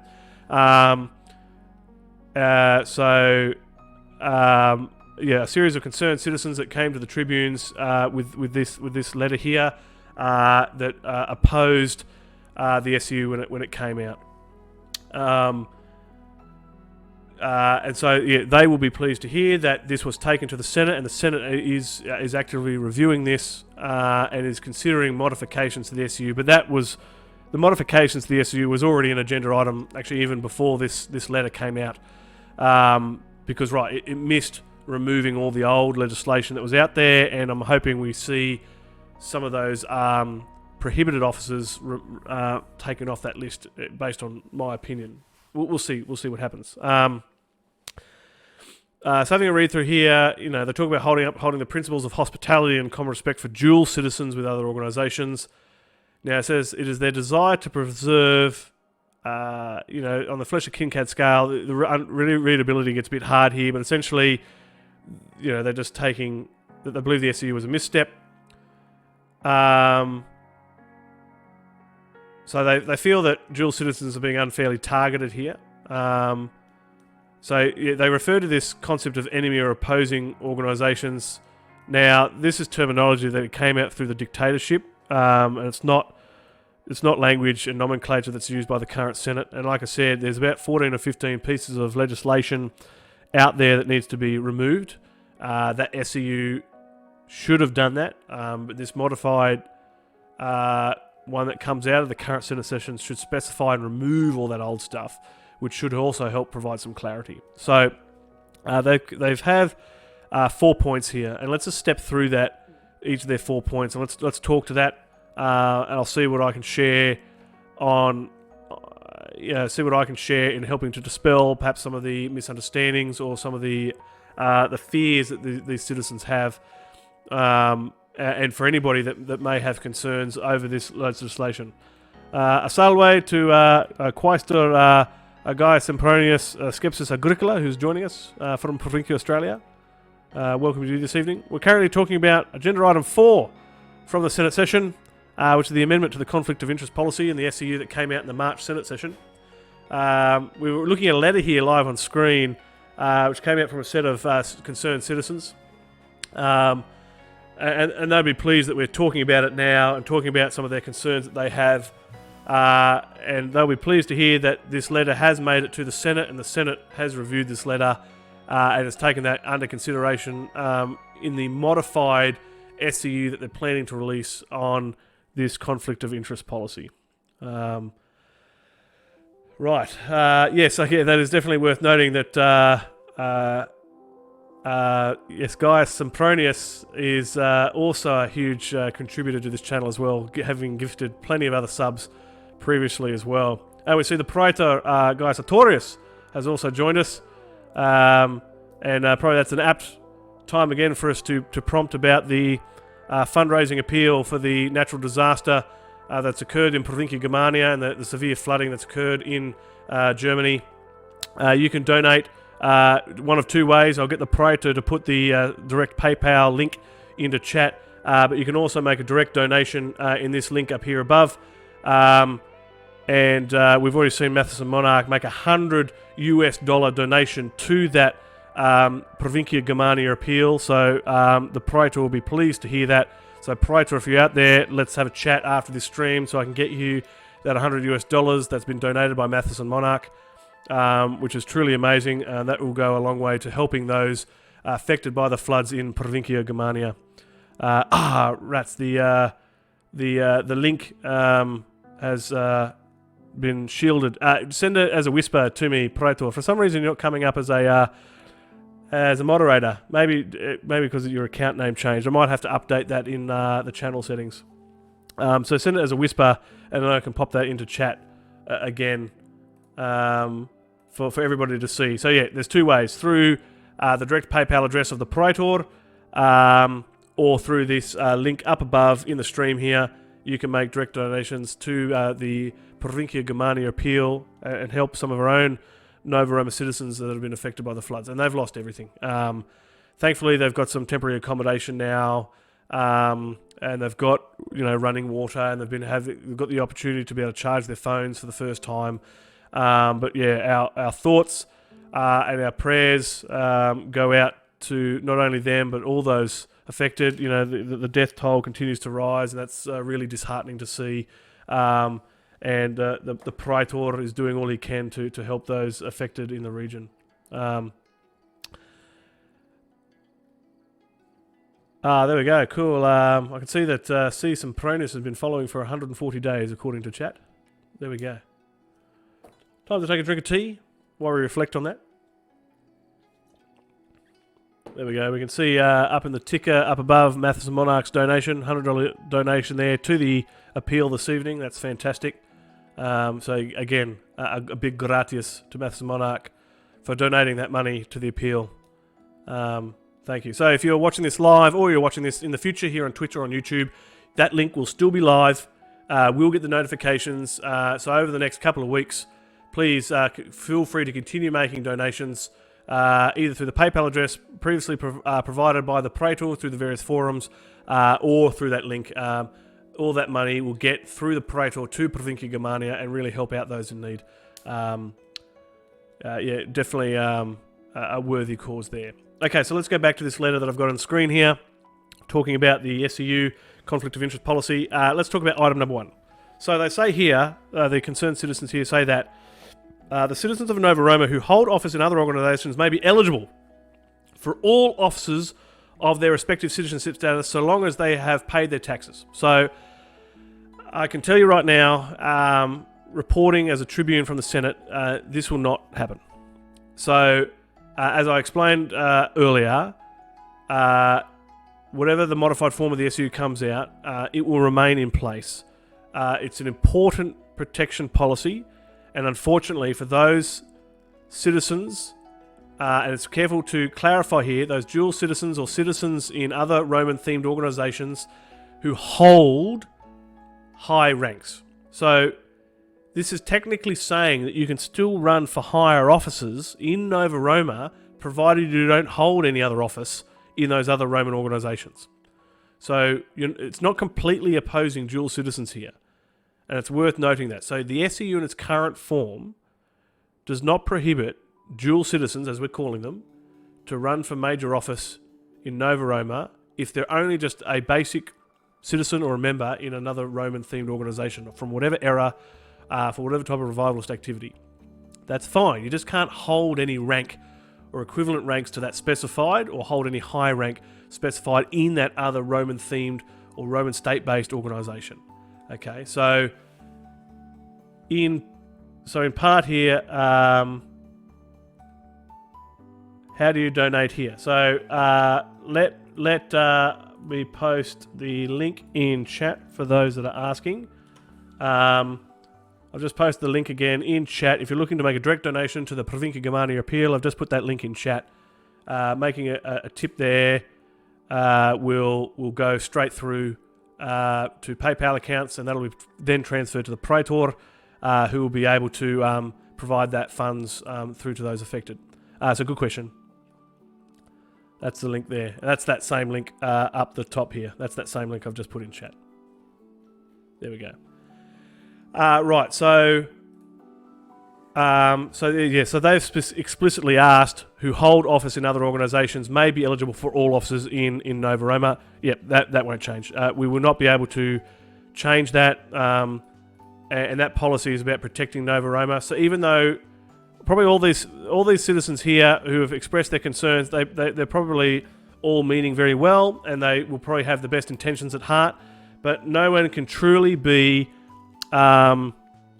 separate their conflicts of interest, and if they happen to be a high rank in another Roman-themed organisation, they can't truly separate their work if they were a high-ranked position in Nova Roma. That's just not how humans work, and the risk is there. One day, somebody with malicious intentions could come along who is a part of a Roman organisation for some reason that has a tiff with Nova Roma and wants to try and steal money, or try and break down the culture of Nova Roma through holding particular offices, and so this will not change. What we're doing with this SU is updating the terminology, updating the defined positions, and those who it affects. So unfortunately, the Senate will not agree to that first point at all. But it's worth noting and worth clarifying that if you're a dual citizen, provided you don't hold any rank or major office in the other Roman organisations that you're a part of, you can still run for offices and major ranks in Nova Roma. But the moment you run for higher ranks or another higher position or a committee position or whatever it is in another Roman organisation, you immediately become ineligible in Nova Roma. And if that's found, then you can be prosecuted under Nova Roma law and legislation. So yeah, it's not a complete blanket no to dual citizens. It's just that if you're holding a major office in another organisation, that is the point we need to express here. So that's their point one. Yeah, point one, the Senate will not meet that. I can report that with confidence. The Senate will not change their stance on that. Point two, they have here, only for the Praetor is clarifying, only for stately posts, of course. So we saw in the SCU here, all the positions that are currently being prohibited, stately posts. Point two says that there shall be no state-sanctioned animosity or attempts at undermining the campaign of an individual in question on the basis of their being in more organisations than Nova Roma. That's interesting wording, but we understand the intent. This does not mean that an opponent in a campaign cannot address the inactivity or in a group. Blah blah blah blah.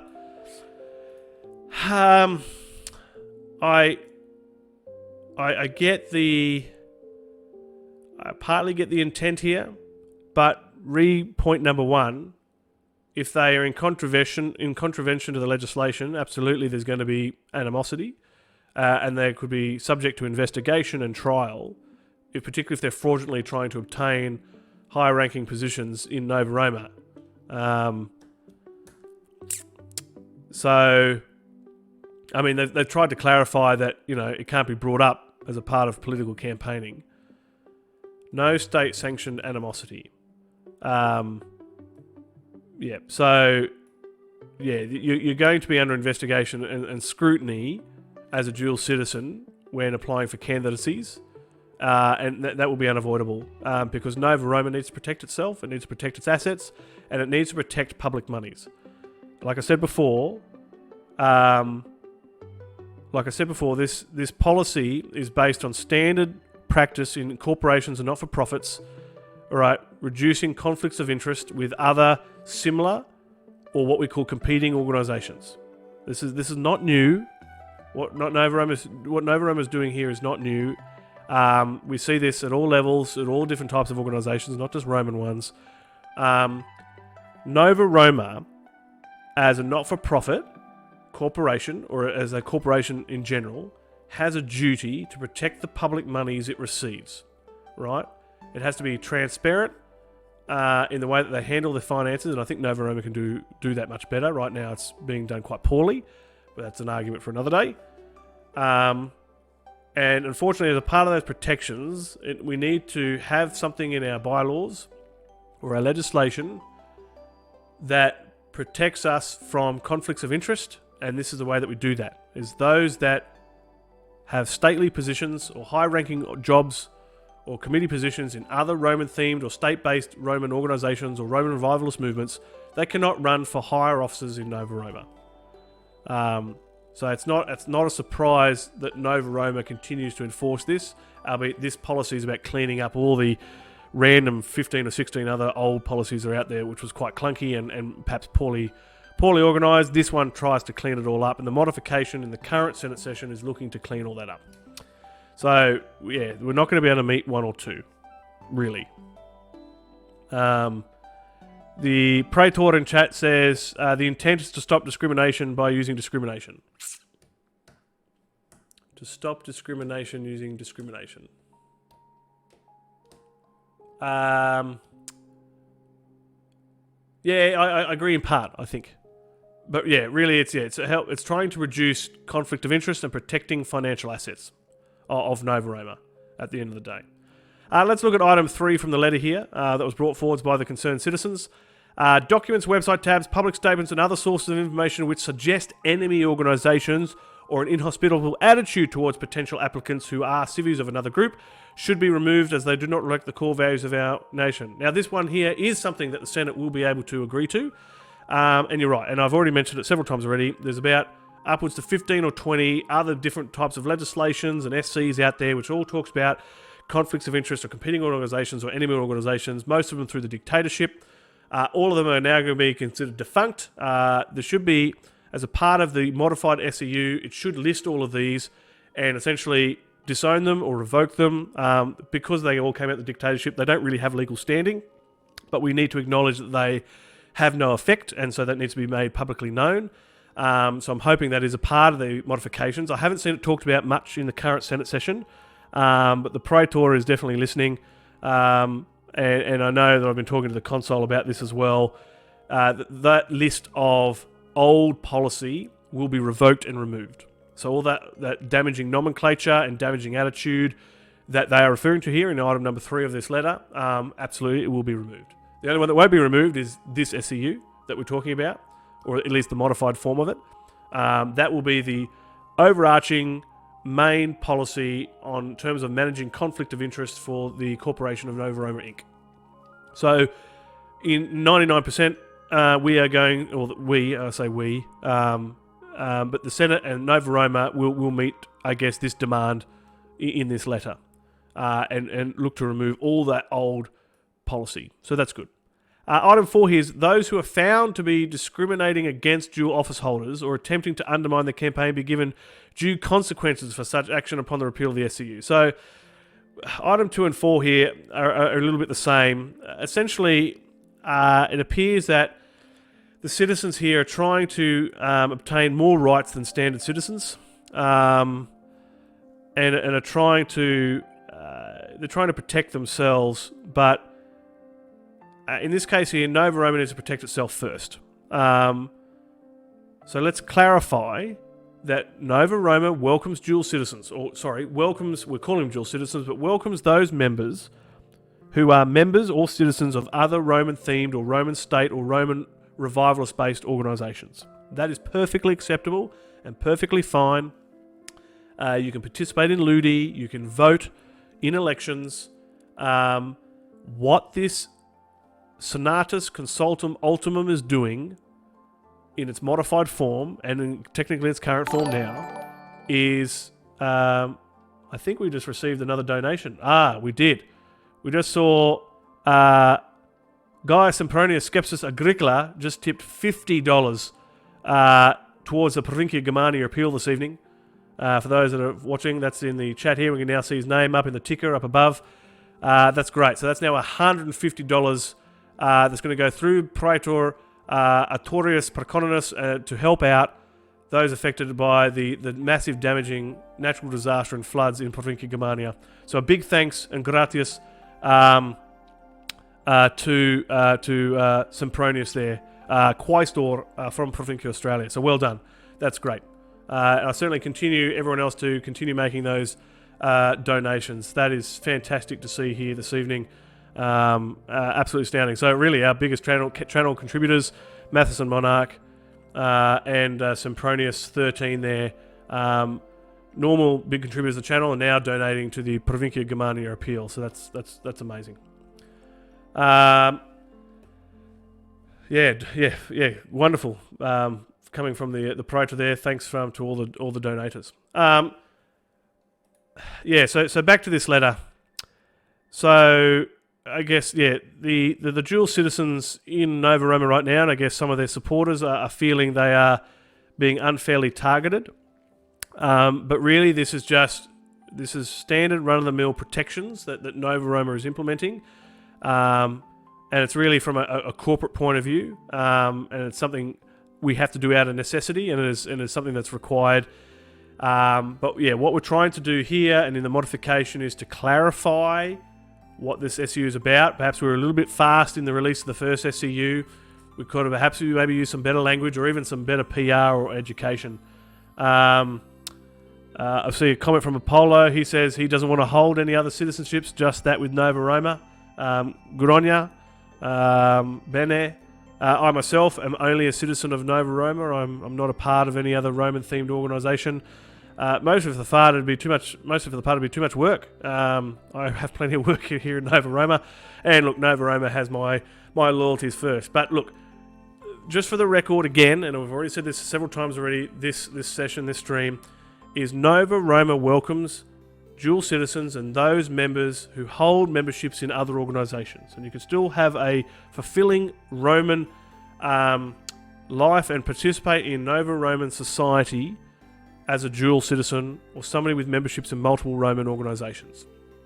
What this policy is stating is that you cannot hold a major office in Nova Roma and hold a major office or committee position in another Roman-themed organisation. Right? That is a conflict of interest. Right?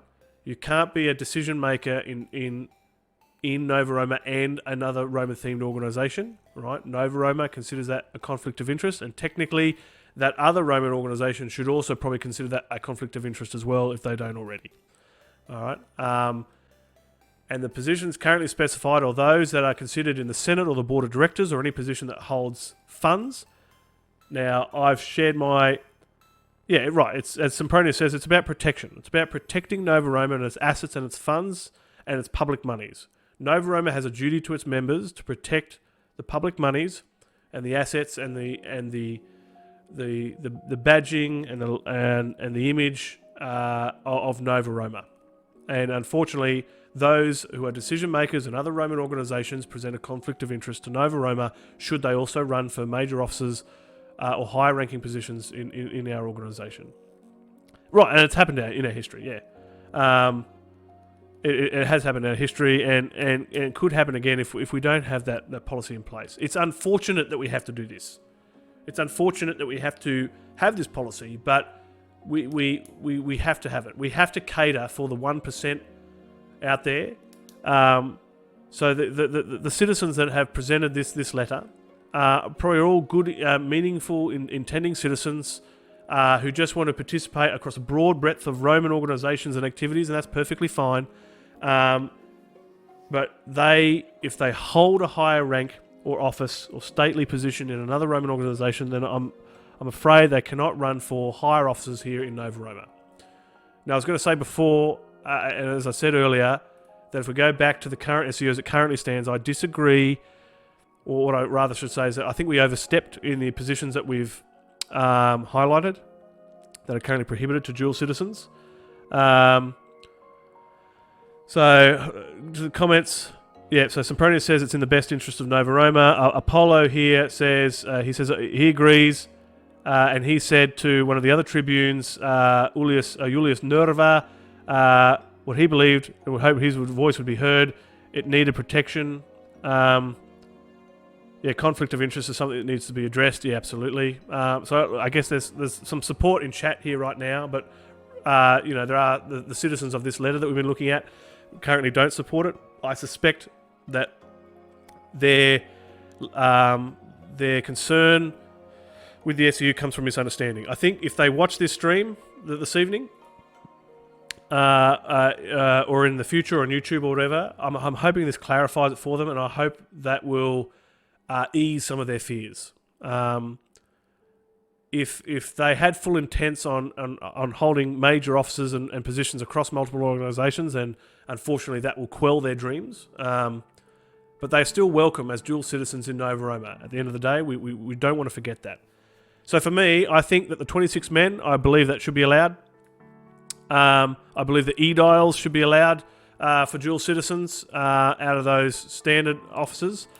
I've had to agree that quaestors should remain prohibited to dual citizens because they can be treasurers and handle finances. I agree that Tribunus Plebis should probably be prohibited in that because of the intercessio power and the veto. Somebody with poor intent or malicious intent who holds position in another organisation could upset activities in Nova Roma with intercessio. The ediles, like I said, should remain open. I struggle to see why they are currently prohibited, but they are through this SCU. Definitely censors, praetors, and consuls. Any board of director or senate position or senators themselves should remain prohibited to dual citizens in the best interest of Nova Roma. The praetor has said no. I'm not sure in response to what. He'll probably clarify. And then there's a couple of religious posts there. I again, at the present time, I agree. Rex Sacrorum, the Pontifex and Augurs, I agree, should be prohibited to dual citizens, but I disagree about the Flamens and the other positions here. But that's just my personal opinion. I will express that through the magistrates to the Senate. But at the end of the day, I guess they will make the final decision at the end of the day. If they remain in with the modification, I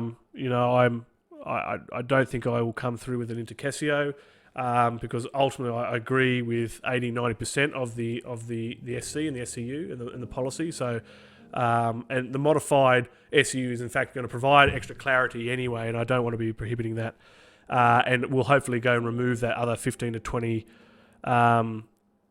older policies that are out there and the older conflicts of interest stuff, and get that all wrapped up as well. So the praetor says the aediles are in charge of all buildings and infrastructure. So, for example, a state fort or everything else. Yeah, look, the aediles also organise the markets. Yep. Practically, do we see that right now? Nova Roma, no. That's probably where my thinking comes from. But, in a full functioning, fledgling Nova Roma society, and when we would have full running markets, we've got physical infrastructure as opposed to just digital ones. Look, the aediles don't really control the digital infrastructure anyway. Right. The argument is perhaps there that they should be prohibited. The 26 men, though, I'd like to see your comments there. Praetor is why the 26 men are prohibited. The Praetor is expected. It doesn't seem like a problem now, but will be. And right, I agree with that. So I think you've changed my mind, Praetor, on the aediles. I think I agree that perhaps they should remain prohibited. But yeah, if you've got some explanation about the 26 men, I'd be interested to know why they are probably prohibited. I'd argue still that they could be allowed open to dual citizens. Yeah. and right, so, and also to clarify that, if you're a part of a sister or a recognised sister organisation or a recognised legion, or you're a subsidiary to Nova Roma, there's certainly no problems with you holding a high-ranking position in those organisations and holding these ranks. So if you're a part of an allied legion of Nova Roma, and you hold a committee position as a part of that administrative group, then you can still run for these positions. That's not a problem because Nova Roma has that formal relationship, with your legion or with your group. So that's certainly not a problem, and there's no problems with that law. That concerned me because I thought that affected some of my staff, and there is an allied legion in Provincia, Australia, and I was very concerned in the early days that some individuals as part of our allied legion could potentially be in contravention of this law, but that's not the case, which is good, and that was clarified to me by the authors behind this law. But I think in the modification, I think that needs to be expanded upon a little bit more. It does actually talk about it here a little bit. If we go down to, or any allied or friendly partner organisation. So it technically does talk to it. Perhaps it was hidden in the language. But like me, and perhaps like those of this letter here, they sort of probably skimmed it and sort of knee-jerked a little bit in terms of their reaction or their understanding of it. But when you sit down and you discuss the SCU, it becomes a little bit clearer. The Praetor still can't post links. I apologise. We're going to make your particular new account here moderator status. The 26 men will often have election controls, and they often could often work for Treasury in some parts as well, or Treasury co-workers. I wonder if I can still see your links. Nah, it completely. The Autobot, unfortunately, Proto completely kills the links. So, and I know you're on phone right now, so you may not be able to post it or whisper it to me in the Twitch here, which I could then post it into the chat. But yeah, links are currently prohibited. But yeah, we'll try and share those links later if they come through. See Discord. Oh, okay. Let's open up the Discord and have a look. Oh, yeah, right here. So for those that are wanting to read on the 26 men, let's put this in chat here. There we go. So that explains some of the roles of the 26 men there.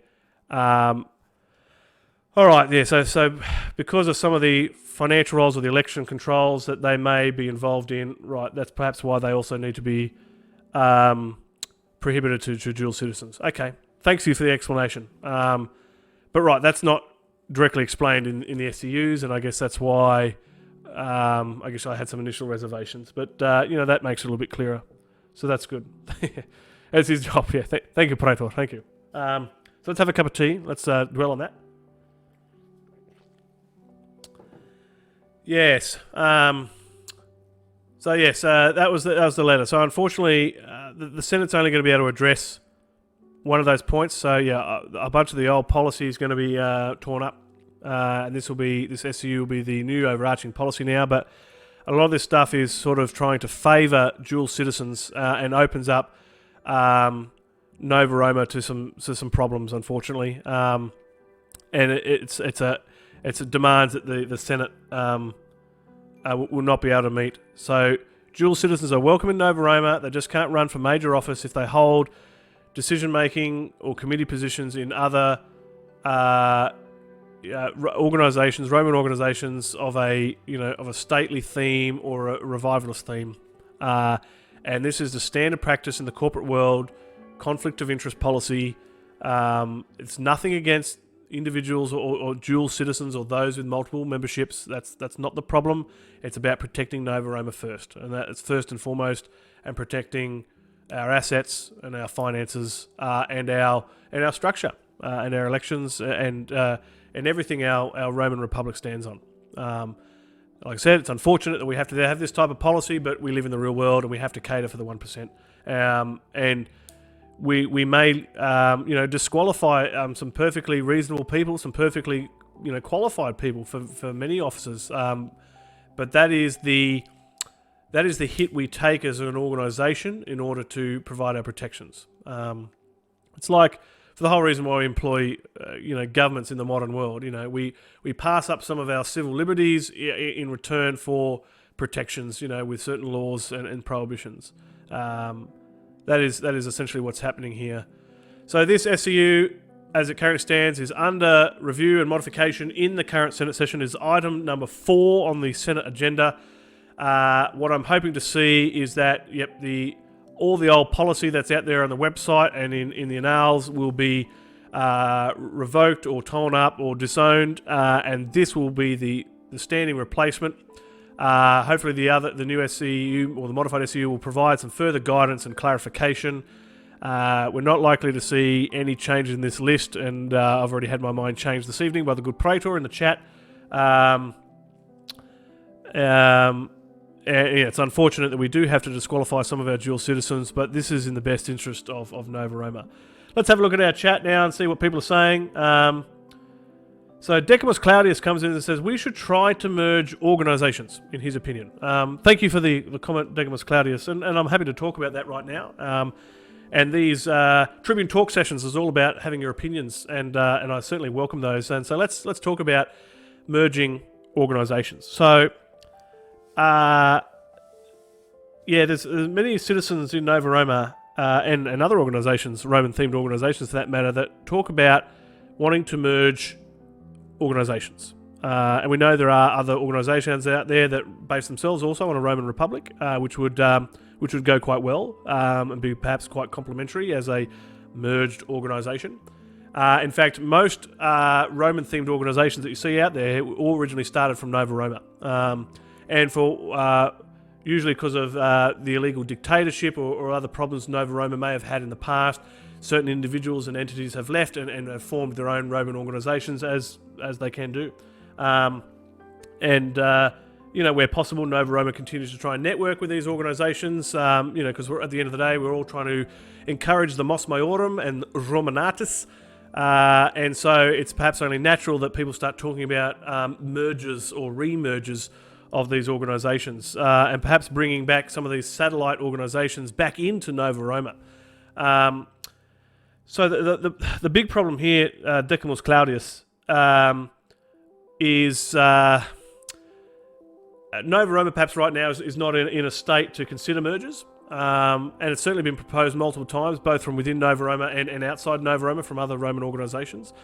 Nova Roma is perhaps still in a state of recovery, albeit the emergency is over, still recovering from the dictatorship. And there's still a lot of cleanup to do. We've still got to recover some financial assets, fix up some software with our databases, and frankly, we perhaps don't have enough people performing roles and work regularly enough to then sit down and consider what would be fairly intensive negotiations talking about mergers with other Roman organisations out there. Now, what I'm sprouting right now is just the world according to Decimus Aurelius, just my opinion. But it's certainly been expressed, particularly by a lot of senior magistrates as well. It is not something that's going to happen in the next few years. Any sort of merger is not going to be considered by Nova Roma in the next few years. It's just because of the state of affairs right now, and we're just not in a position. We look after our own house first before we go looking at merging. Now, most people like the concept. We like the idea of forming one big symbolic nation and reuniting a whole bunch of other Roman organisations. I think that would be grand, but it's simply not feasible right now. It's not feasible. If I go back up the chat a little bit here.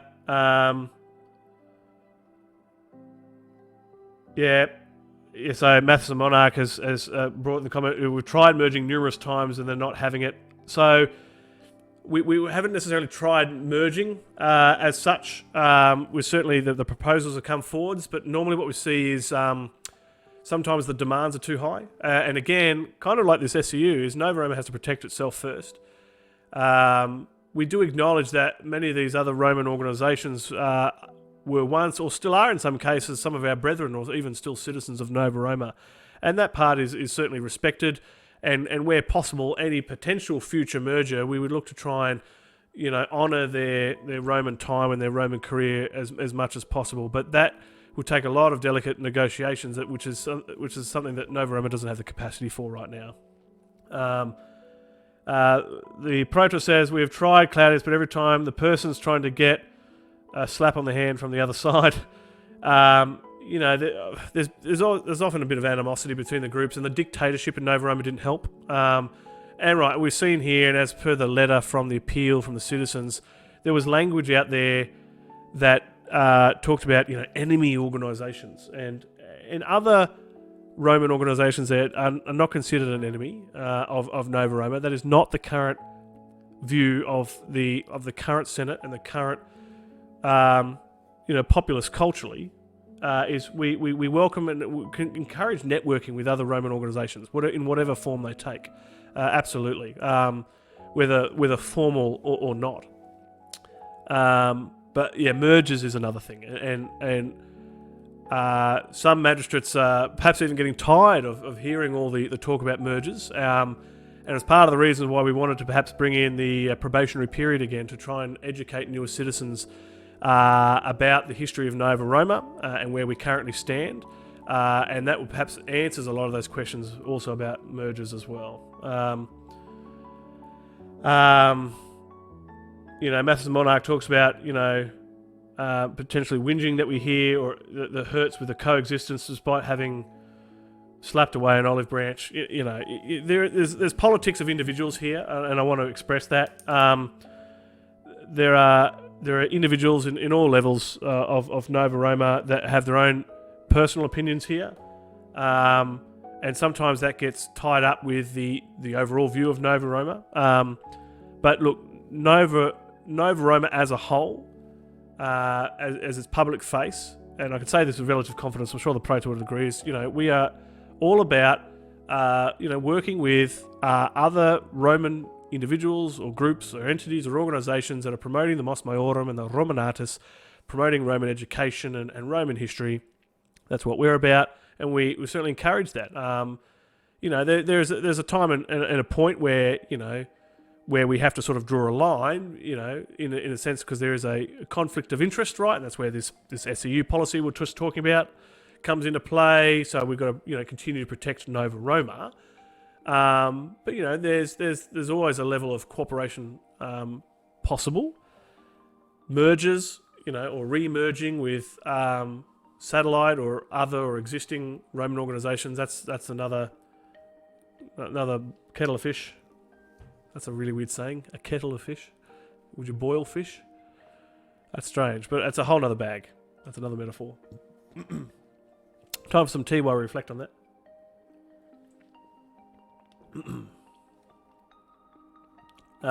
Decimus Claudius says, thanks for the direct answer.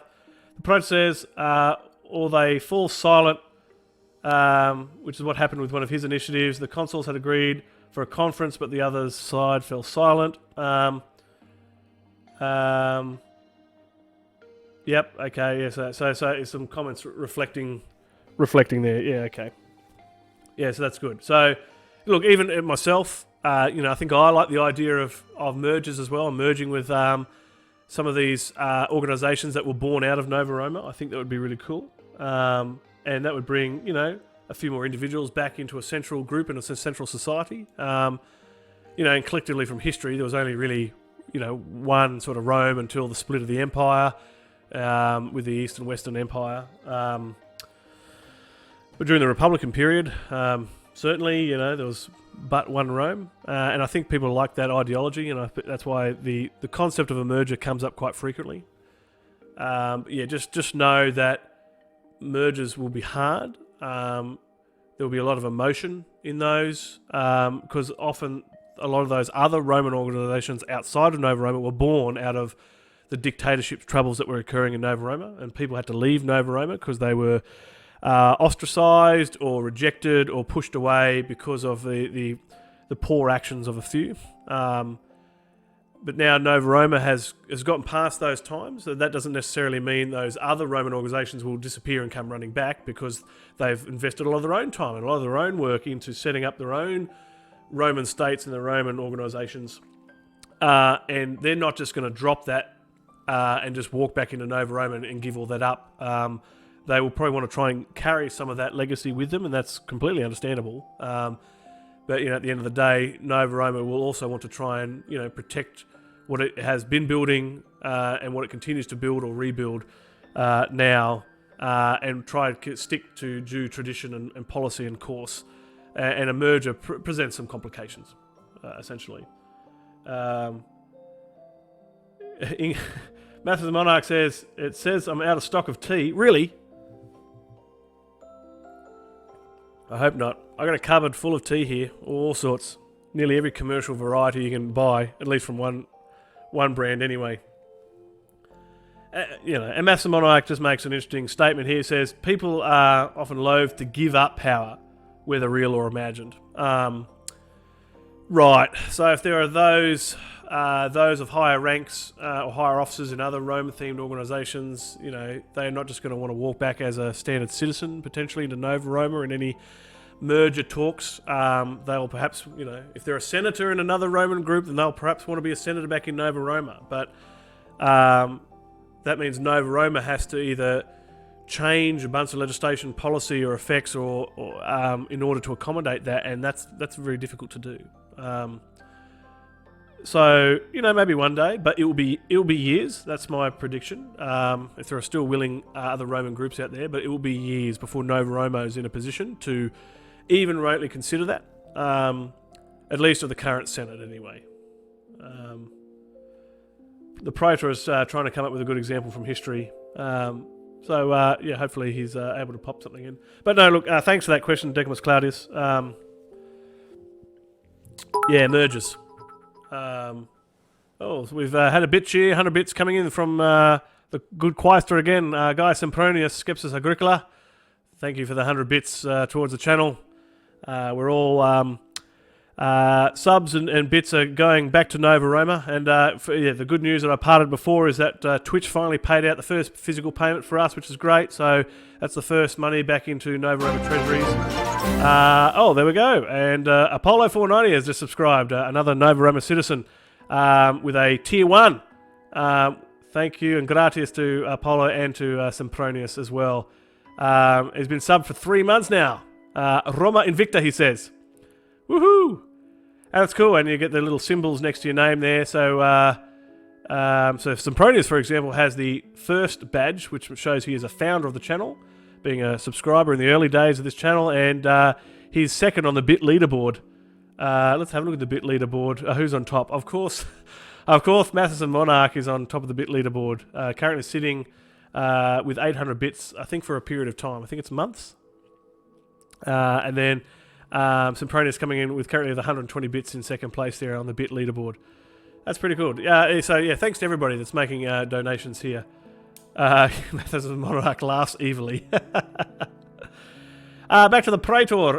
Gaius Artorius, he says, there was a man who stepped down out of politics and he was named dictator after he won.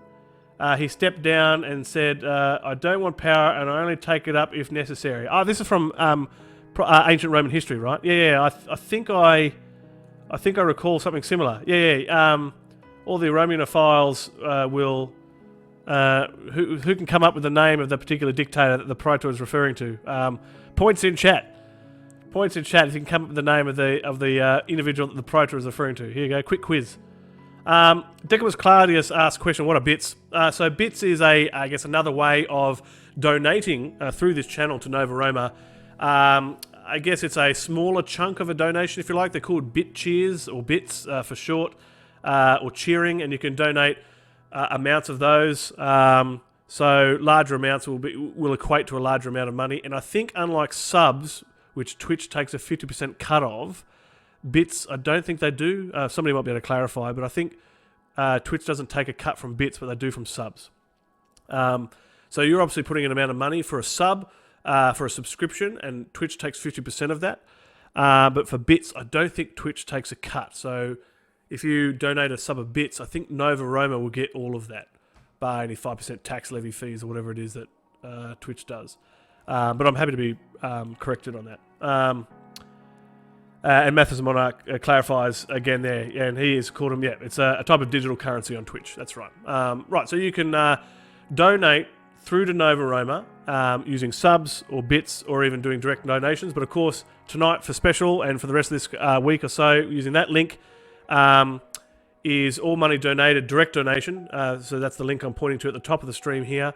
That's all going to Provincia Germania and the natural disaster appeal being run by Praetor Gaius Artorius there to help our Nova Roma citizens and those affected by the dreadful floods there.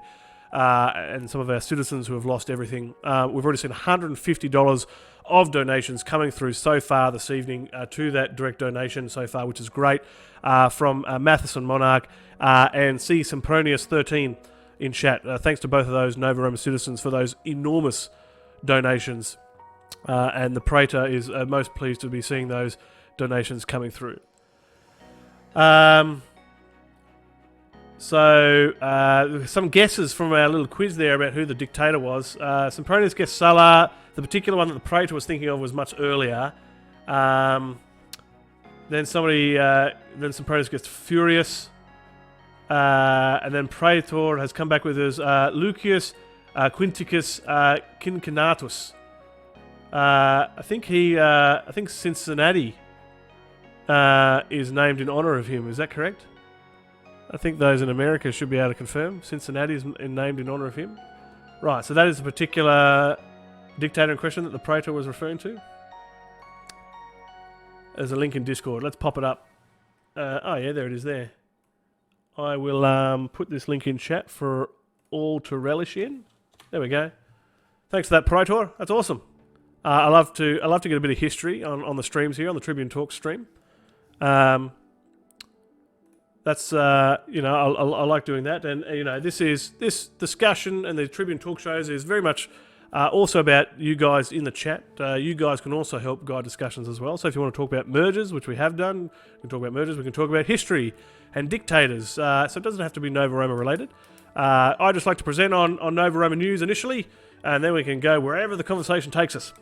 Here we go. Sempronius says Quintus Fabius. Hang on, back to my chat here. Quintus Fabius, when Hannibal was roaming through Italy, was the other from Sempronius there.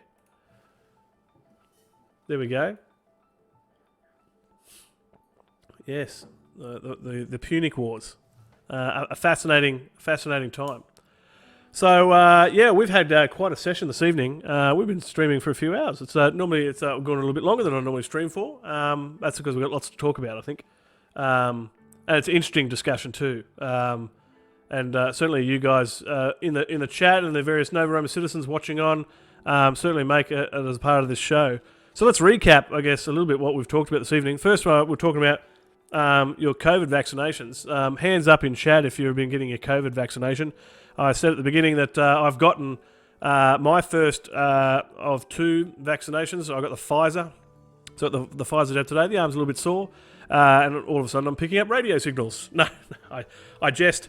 I joke. I haven't become magnetized, and I'm not picking up 5G signals, but I'm now one step closer to being slightly more protected against COVID-19 with my first Pfizer jab today. Yes, Australia is a little bit behind in the vaccination program. Apollo has had both. The Praetor, Gaius Sartorius, has had 2 since February already. So, yep, Europe and the United States in particular, right on board. Australia may have dragged the chain a little bit on their vaccination rollout. So we're playing catch up. Decimus Claudius has got both of them in April, May, with no side effects, and he got the Pfizer one as well. Oh, that's good. I'm pleased to hear that. They often talk about a little bit of localized pain around the arm, and that's all I've had so far, which is good. So I'll get my next one in about 3 weeks, I think is the second planned shot for Pfizer. I very much encourage everybody, Nova Roma citizens and all, even if you're not a Nova Roma citizen, please go and get your vaccinations. That'll help all our societies to open up again faster, particularly for Australia. Australia has been big on implementing state-based or state-sanctioned lockdowns, which have proven to be quite effective. And we're very heavily reliant on lockdowns until such time as we can get more of our population vaccinated. And I think once we reach a certain threshold, then we're not going to rely on lockdowns anymore, and we start treating it a little bit like the flu. And I guess there'll be a little bit more protection in the community when you say have about 80% of people vaccinated in any one country. Australia is still very much relying on lockdowns. Right now, I'm in the state of Victoria, and we are in our 5th lockdown since all the COVID started. It just got extended. We were due to finish our current lockdown on Tuesday, but we've had about 12 or 16 cases of the Delta variant recorded. And so we're locking down again, perhaps till the end of the week. Now, some of you in some other countries are going, what, only 12 or 16 cases reported? Our cases are very low in Australia, and any case is a bad case. We've seen some states in Australia, like South Australia, they get 1 case and they lock the entire state down for 3 days. I'm as annoying as lockdowns are, I'm supportive because it's about protecting people's lives, right? It's about protecting the vulnerable, and unfortunately, there's some people that don't quite understand that.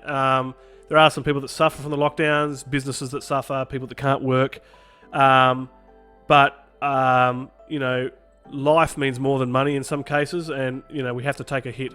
And quite frankly, as a society, you either don't lock down at all, you have lots of people die and it affects your economy, or you can save lots of lives, lock down your economy, and you're going to take a hit either way, right? So you pick. Do you either want to save lives or not save lives?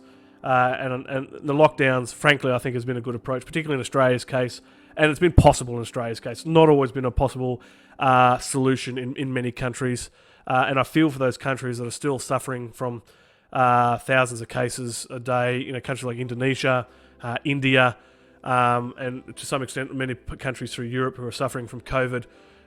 So where it becomes available for you, please consider getting your vaccinations as early as possible. There's a few out there. Pfizer is good for most. AstraZeneca is good for those perhaps older, 60 or 70 years older. But of course, please consult with your local doctor before getting any vaccination. Make sure you pick what one is right for you at the right time. I know in Australia they started opening up AstraZeneca to anybody, which went against some of the advice of some doctors out there. We see some more people in chat. We see Gnaeus Lentulus, the great Gnaeus Lentulus, VIP of this channel, come into chat. A big salve to him. It's always a pleasure to have our VIPs join us in the chat, particularly the great and noble Gnaeus Cornelius Lentulus, a guide and a mentor for all, and perhaps very much like his grandfather, an integral part of the day-to-day running of our Res Publica. So honoured to have him in chat. The Praetor is leaving us for now. If there are no other questions on legislation, thanks to the Praetor if you're still on board. Thank you for joining us. He's always a regular on the channel and the Tribune Talks. You can go back and in particular watch episodes 1 and 2, in particular here on Twitch or on YouTube. The Praetor always likes to join me and share his opinion as well, which is always welcome to have his experience. Apollo says in Britannia they have just under 50,000 cases and have just eased up their lockdown. It's now pretty much normal. I've been watching actually the news reports on that. Despite the cases, they're still opening up the country. Look, I'm not one to comment on another country's policies. I just hope that the hospital systems can cope there in Britain, and that there are no deaths from people being passed on the COVID in society. The most vulnerable out there are the elderly, or those with pre-existing conditions. And at least in Australia's case, that's what the lockdowns were doing. We're trying to protect those vulnerable people. And it's always sad when you see that COVID's got it into an elderly retirement home or a retirement village or a hospital. And we've seen many deaths in the elderly community. Those are the people most susceptible. And that's why we saw right throughout the world that when the vaccine started rolling out, they first became made eligible for the elderly to try and protect them. People all welcoming Gnaeus Lentulus into the chat. His day has been tolerable. Humbled by the introduction. Yes, the Praetor always needs a scriber, so it looks like Mathis Monarch, aka Augustinius, is looking for work as a scriber, and the Praetor is looking for work, and as is Gnaeus Lentulus. So perhaps some work for you there. Mathis Monarch. That's good. Always like to see people looking to give a helping hand out there. There's plenty of work to go around if you're looking for it, for sure. Apollo says it's absurd and have no idea why it's opening up in the UK. They claim now care more about vaccine rollout, hospitalisations and deaths, but even they are on the rise. Yeah, I just hope the death toll reduces and remains low in the UK. What we'd hate to see is the country to open up and then start to see a climb in deaths. That would be really tragic, and would be a waste for all the hard work and lockdowns and the restrictions that the UK has already faced, only to then just open up and then see a rise in the death toll. The world now has seen a death toll of over 4 million people. Nearly 4.1 million people have now died of COVID-19 around the world, which is terrible, and some countries are suffering much, much worse than most. Some really tragic images coming out of India and Indonesia. They're running out of room to bury people, and people are dying so quickly. The systems and the hospitals can't keep up, and that was part of the reason why lockdowns in some countries were implemented was to protect those systems, to protect the hospital systems. They're running out of ventilators, they're running out of oxygen supply. Doctors are dying, they're running out of medical staff. Graveyards are full to overflowing. They're starting to mass produce graves to try and bury the people who have died from COVID-19. It's so tragic. But yeah, the point here was please, if you are able to get the vaccination, please go out and get it if you haven't already got it. Like I said, I got my first Pfizer vaccination today, and I very much look forward to my second. That'll protect me and help me to protect society when I move about in a society when I'm not locked down. Fingers crossed my lockdown doesn't have to last too much longer, but I certainly have it better than most, and I'm happy to be in a lockdown if that means we're protecting a few thousand people. So that's good. We also very much talked about, it's been a popular topic, and I've recapped it several times on the stream this evening, is the financial appeal for Provincia Germania, the devastating floods and the natural disaster that has occurred there. Our good Praetor Gaius Auctorius Preconinus is running a fund to help support our affected Nova Roma citizens and those affected by the devastating floods there. The images are just so concerning and devastating to seeing the damage on dams and the build-up of water. There's two ways to donate. You can donate directly to the Praetor's PayPal. Actually, I'm hoping he's put it in the Discord for me. Let me double check. Scanning. There it is. I'm going to put his PayPal in chat. So you can donate directly either to the Praetor's PayPal, I've just put in that chat, or you can see in the, just up here, there's a link in the stream here. So whether you're watching this live or watching this in the future here on Twitch or on YouTube, over the next couple of weeks, any direct donations made to that link or to that PayPal account, email address, all those donations are going to go directly to the Provincia Germania appeal, and those donations will go to helping our affected citizens and the people in that region. We've seen $150 donation already this evening to help to go towards that appeal. Thanks to Mathis and Monarch and C. Sempronius 13 users in chat for those enormous donations so far collectively. So great work. Continue bringing those donations in if you can afford. Every little bit counts, even if it's $1 or 50 cents, $5, $10. All of it's going to help. At the start of this video, the stream, we showed the emergency broadcast from the Praetor, and we'll continue to roll that broadcast as a rerun on this channel as well, so you can get the information and get the feedback from our affected citizens who lost everything in those floods. Really, really sad. And our thoughts and our prayers and our sacrifices go out to those affected citizens. Yes, it should be Ludi with one eye, not two eyes. A slip of the typo there, thanks to our mentor there. There we go. Should be fixing it up in the next minute or so when it updates. Good to have somebody over watching our stream. One eye, not two, in Ludi. I don't know where I got the second eye from. Too excited for the stream this evening, I think. Plenty to talk about. So yes, please donate to the Provincia Germania appeal if you can. Of course, we also talked about the recent mourning period for the very honourable and prestigious Gnaeus Cornelius Lentulus Alexander, near and dear to all those in Nova Roma.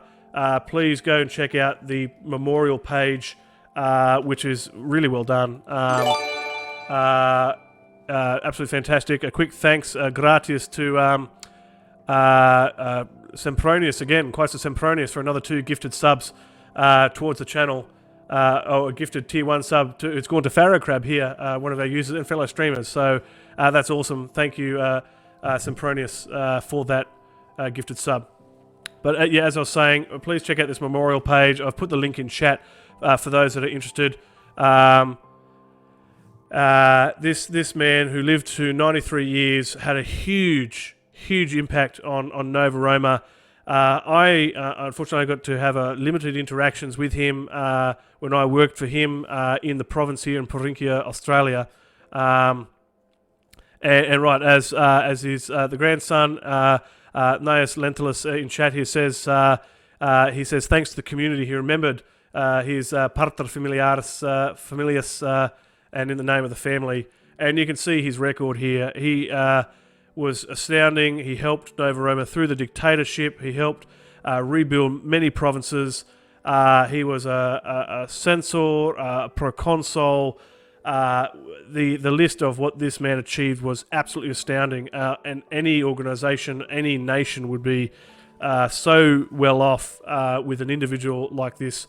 And it's just a touching and really fantastic page, and I implore you to take some time to read through it. And there's a series of farewells from many citizens and magistrates at the time. Look, there's still an opportunity if you'd like to add your own message. Please speak to one of the website administrators. We can add your message to this page as well. Some really touching messages in there So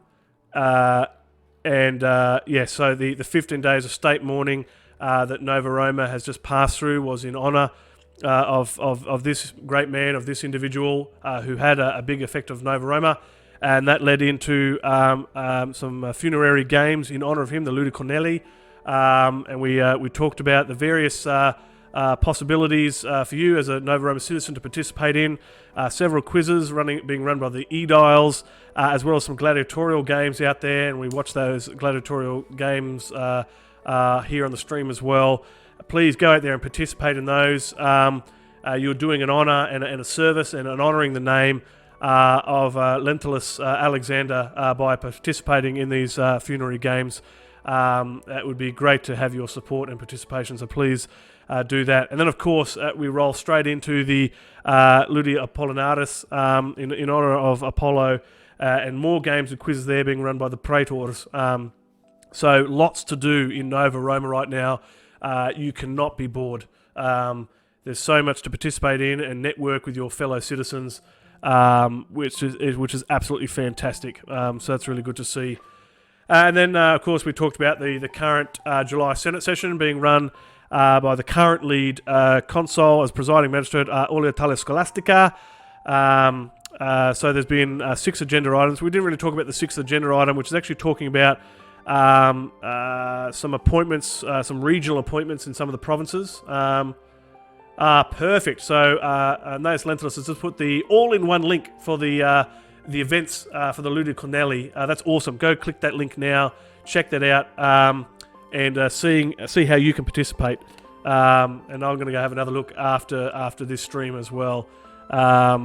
That's awesome. So we round out a discussion with a recap of the Senate session. So your 6 agenda items. Item 1 was on religious matters. So as the Tribune reporting at the moment, we haven't seen a great deal of activity on item number 1. Item number 2 was talking about the Board of Director elections. We should probably see those come up in September. Essentially, you'll be implored to vote for the current standing Senate list. It'll be a one-member, one-vote system. But in order to maintain our traditions and our Senate list, you'll be presented with the list of senators. But it's up to Senator Sextus Tutor to report back to the Senate shortly. And we'll see an announcement eventually come out from the Senate about those Board of Director elections. That will provide all the guidance that we need coming forwards on that. Item 3 was the reinstatement of the probationary period for new citizens. So again, as Tribune, I'm just clarifying that when the policy is revived, and I'll bring that policy back up on screen there for you, it's not going to affect those that are still within a 90-day period. If you've got an accepted Roman name right now, presently, unless the senators change it, presently it's only going to affect new applications that come through the door. But it remains to be seen. We haven't seen the final draft of any SC or guidance to come out of the Senate session yet. There's some policy they need to remove that sort of has been clouding this, and some they just need to sort of acknowledge some policy that came out during the dictatorship, which isn't really legal but should otherwise be discredited otherwise. So we should see the reinstatement of this probationary period come out at the end of this Senate session, and there'll be a bit of an examination after a 90-day period for most new citizens to encourage them to study and learn about Nova Roma and what we do. Excuse me. So let's take a sip of tea. Still warm. Good to have the Yeti cap. That wasn't a product placement. So look, and as a Tribune, I certainly support the reinstatement of this law. It's been around for some time. It was just not practiced, and the dictatorship upset the use of it to a large degree. Now the Senate is looking to rectify that, and I think it's a good policy. And it encourages new citizens to undertake research and actually really learn about Nova Roma society, tradition, and history, and that will help quell a lot of questions or problems that occur amongst our new citizen base. So I'm pleased to see that policy come out. So that was item 3. Item 4 is an amendment to the conflict of interest policy. So we saw in the March Senate session an Senatus Consultum Ultimum, which was released by the Senate, which was to help essentially to protect the interest of Nova Roma. There were a few citizens that raised some concerns. A letter was passed through the tribunes through to the Senate, which we reviewed this evening, which probably came from some what we call dual citizens, so citizens that are also members of other Roman-themed organisations. The big points from our discussion this evening is we have to emphasise is that Nova Roma welcomes those who are members of multiple Roman organisations. That's not a problem at all. What this SCU does and what the modified SCU will do, and we'll seek to clarify coming out of this Senate session, is that if you hold a major committee position or office or an equivalent Roman magistrate in another Roman organisation, you cannot run for a major office or magistracy in Nova Roma. And it's about protecting the financial interests and the image and the reputation of Nova Roma. At the end of the day, Nova Roma has to protect itself, and it's in its best interest. And right, Nova Roma has an obligation to its members as a corporation and to its citizen base as a Roman republic to reduce the risk of conflict of interest. Now, I'm sure plenty of dual citizens out there would be more than capable of running for office in Nova Roma if they also had a major office in another organisation.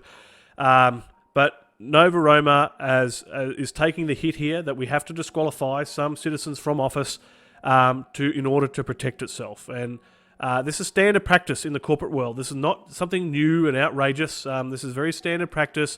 Many corporations and not-for-profits have conflict of interest policies. This is just Nova Roma's being clarified. The modification that we'll see come out of this Senate session will seek to remove 15 or 20 odd old ones that popped up during the dictatorship and caused confusion and had some really poor nomenclature. They're all going to be I'm hoping they will all be identified in any modification and essentially disowned or voided. And then this SEU will stand as just the single overarching policy on conflict of interest, which talks about those who happen to be dual citizens who also hold a major office in another Roman state-based organisation or Roman revivalist movement. They will not be able to run for major office in Nova Roma. Now, again, just to reiterate, we welcome dual citizens, we welcome those, and we welcome networking with other Roman-themed organisations. We encourage any group, individual, or entity that promotes the Mos Maiorum and the Romanatus and Roman history and education. We look to do all sorts of networking as Nova Roma. At the end of the day, as a line, we have to protect the financial assets, the funds and the infrastructure, our elections, our policy, and our society. And that means, unfortunately, that we do have to prohibit some individuals from office. We don't want to have to do that, but we do, because we do have to cater for the 1%. So for those citizens that sent the letter through the tribunes to the Senate, and the Senate did review that letter, they feel what you're trying to say. But they won't be able to meet all the demands. We will be able to review some of the old policy, which is good. But we're not going to be able to afford special protections for dual citizens. That's definitely not going to happen. We can't provide more rights for dual citizenship holders. Nova Roma, at the end of the day, has to look after its own interests. So that was agenda item 4 on the Senate agenda at the moment, amendment to the conflict of interest policy.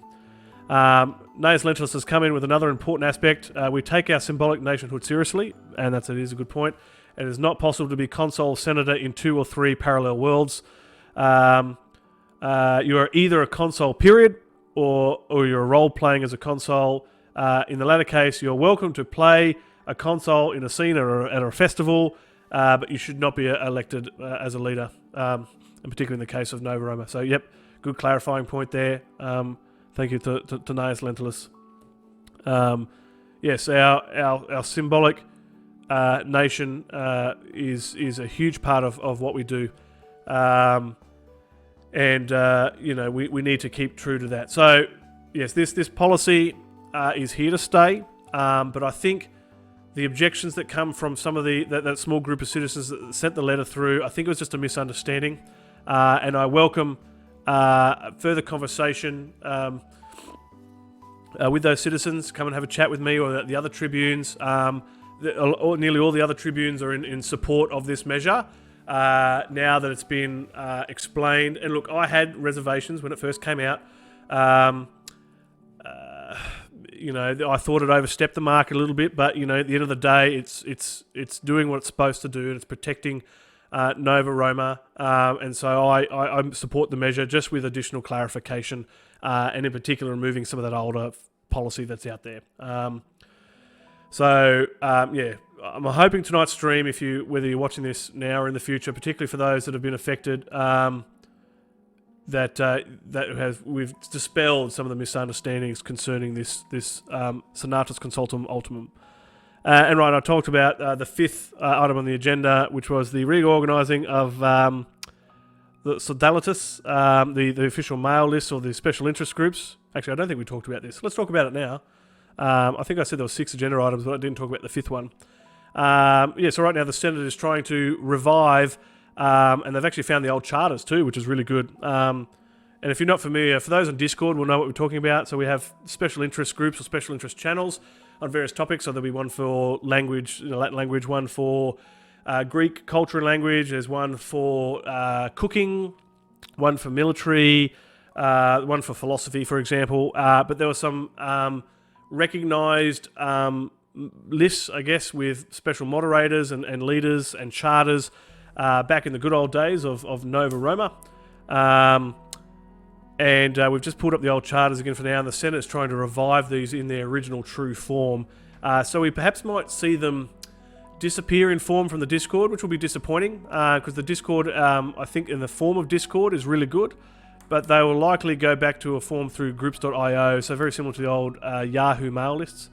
And I think groups.io will be what will be the natural home, I think, for the Sodalities. Yeah, these formal special interest group lists.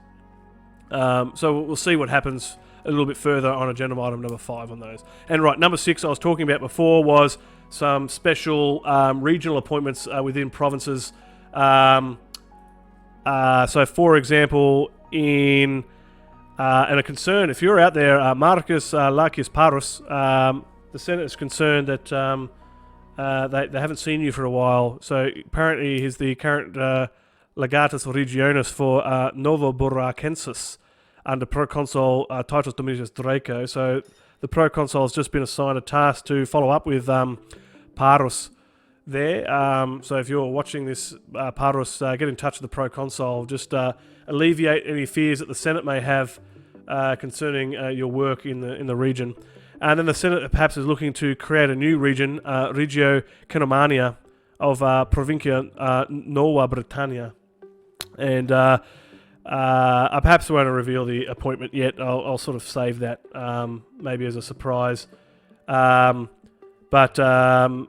new region being created in Nova Britannia. There's going to be a new appointment there as a prefectus to the legatus pro praetor under Aurelius Praticulius, and that's to do some activities in there. So I won't announce the name of that new prefectus there. I'll let the Senate release that formally in due course. Perhaps a bit of a surprise. I don't know. Maybe they already know. But I'll leave that as a surprise. Mathis and Monarch just had to step back. We're just recapping tonight's session. Mathis and Monarch. We're just talking about particularly agenda items 5 and 6, which I didn't really talk about much. Agenda item 5 was reorganising the formal Sodalities lists. Yeah, the formal special interest group lists. You would have seen them in Discord. We've found the old charters for those, and the Senate wants to revive those in their original form, which will probably be through groups.io, which may mean we might see them disappear off Discord, which will be a little bit disappointing. I'd like to keep something on Discord in some form, but they may perhaps just won't be the official lists. So we'll see what the Senate decides there.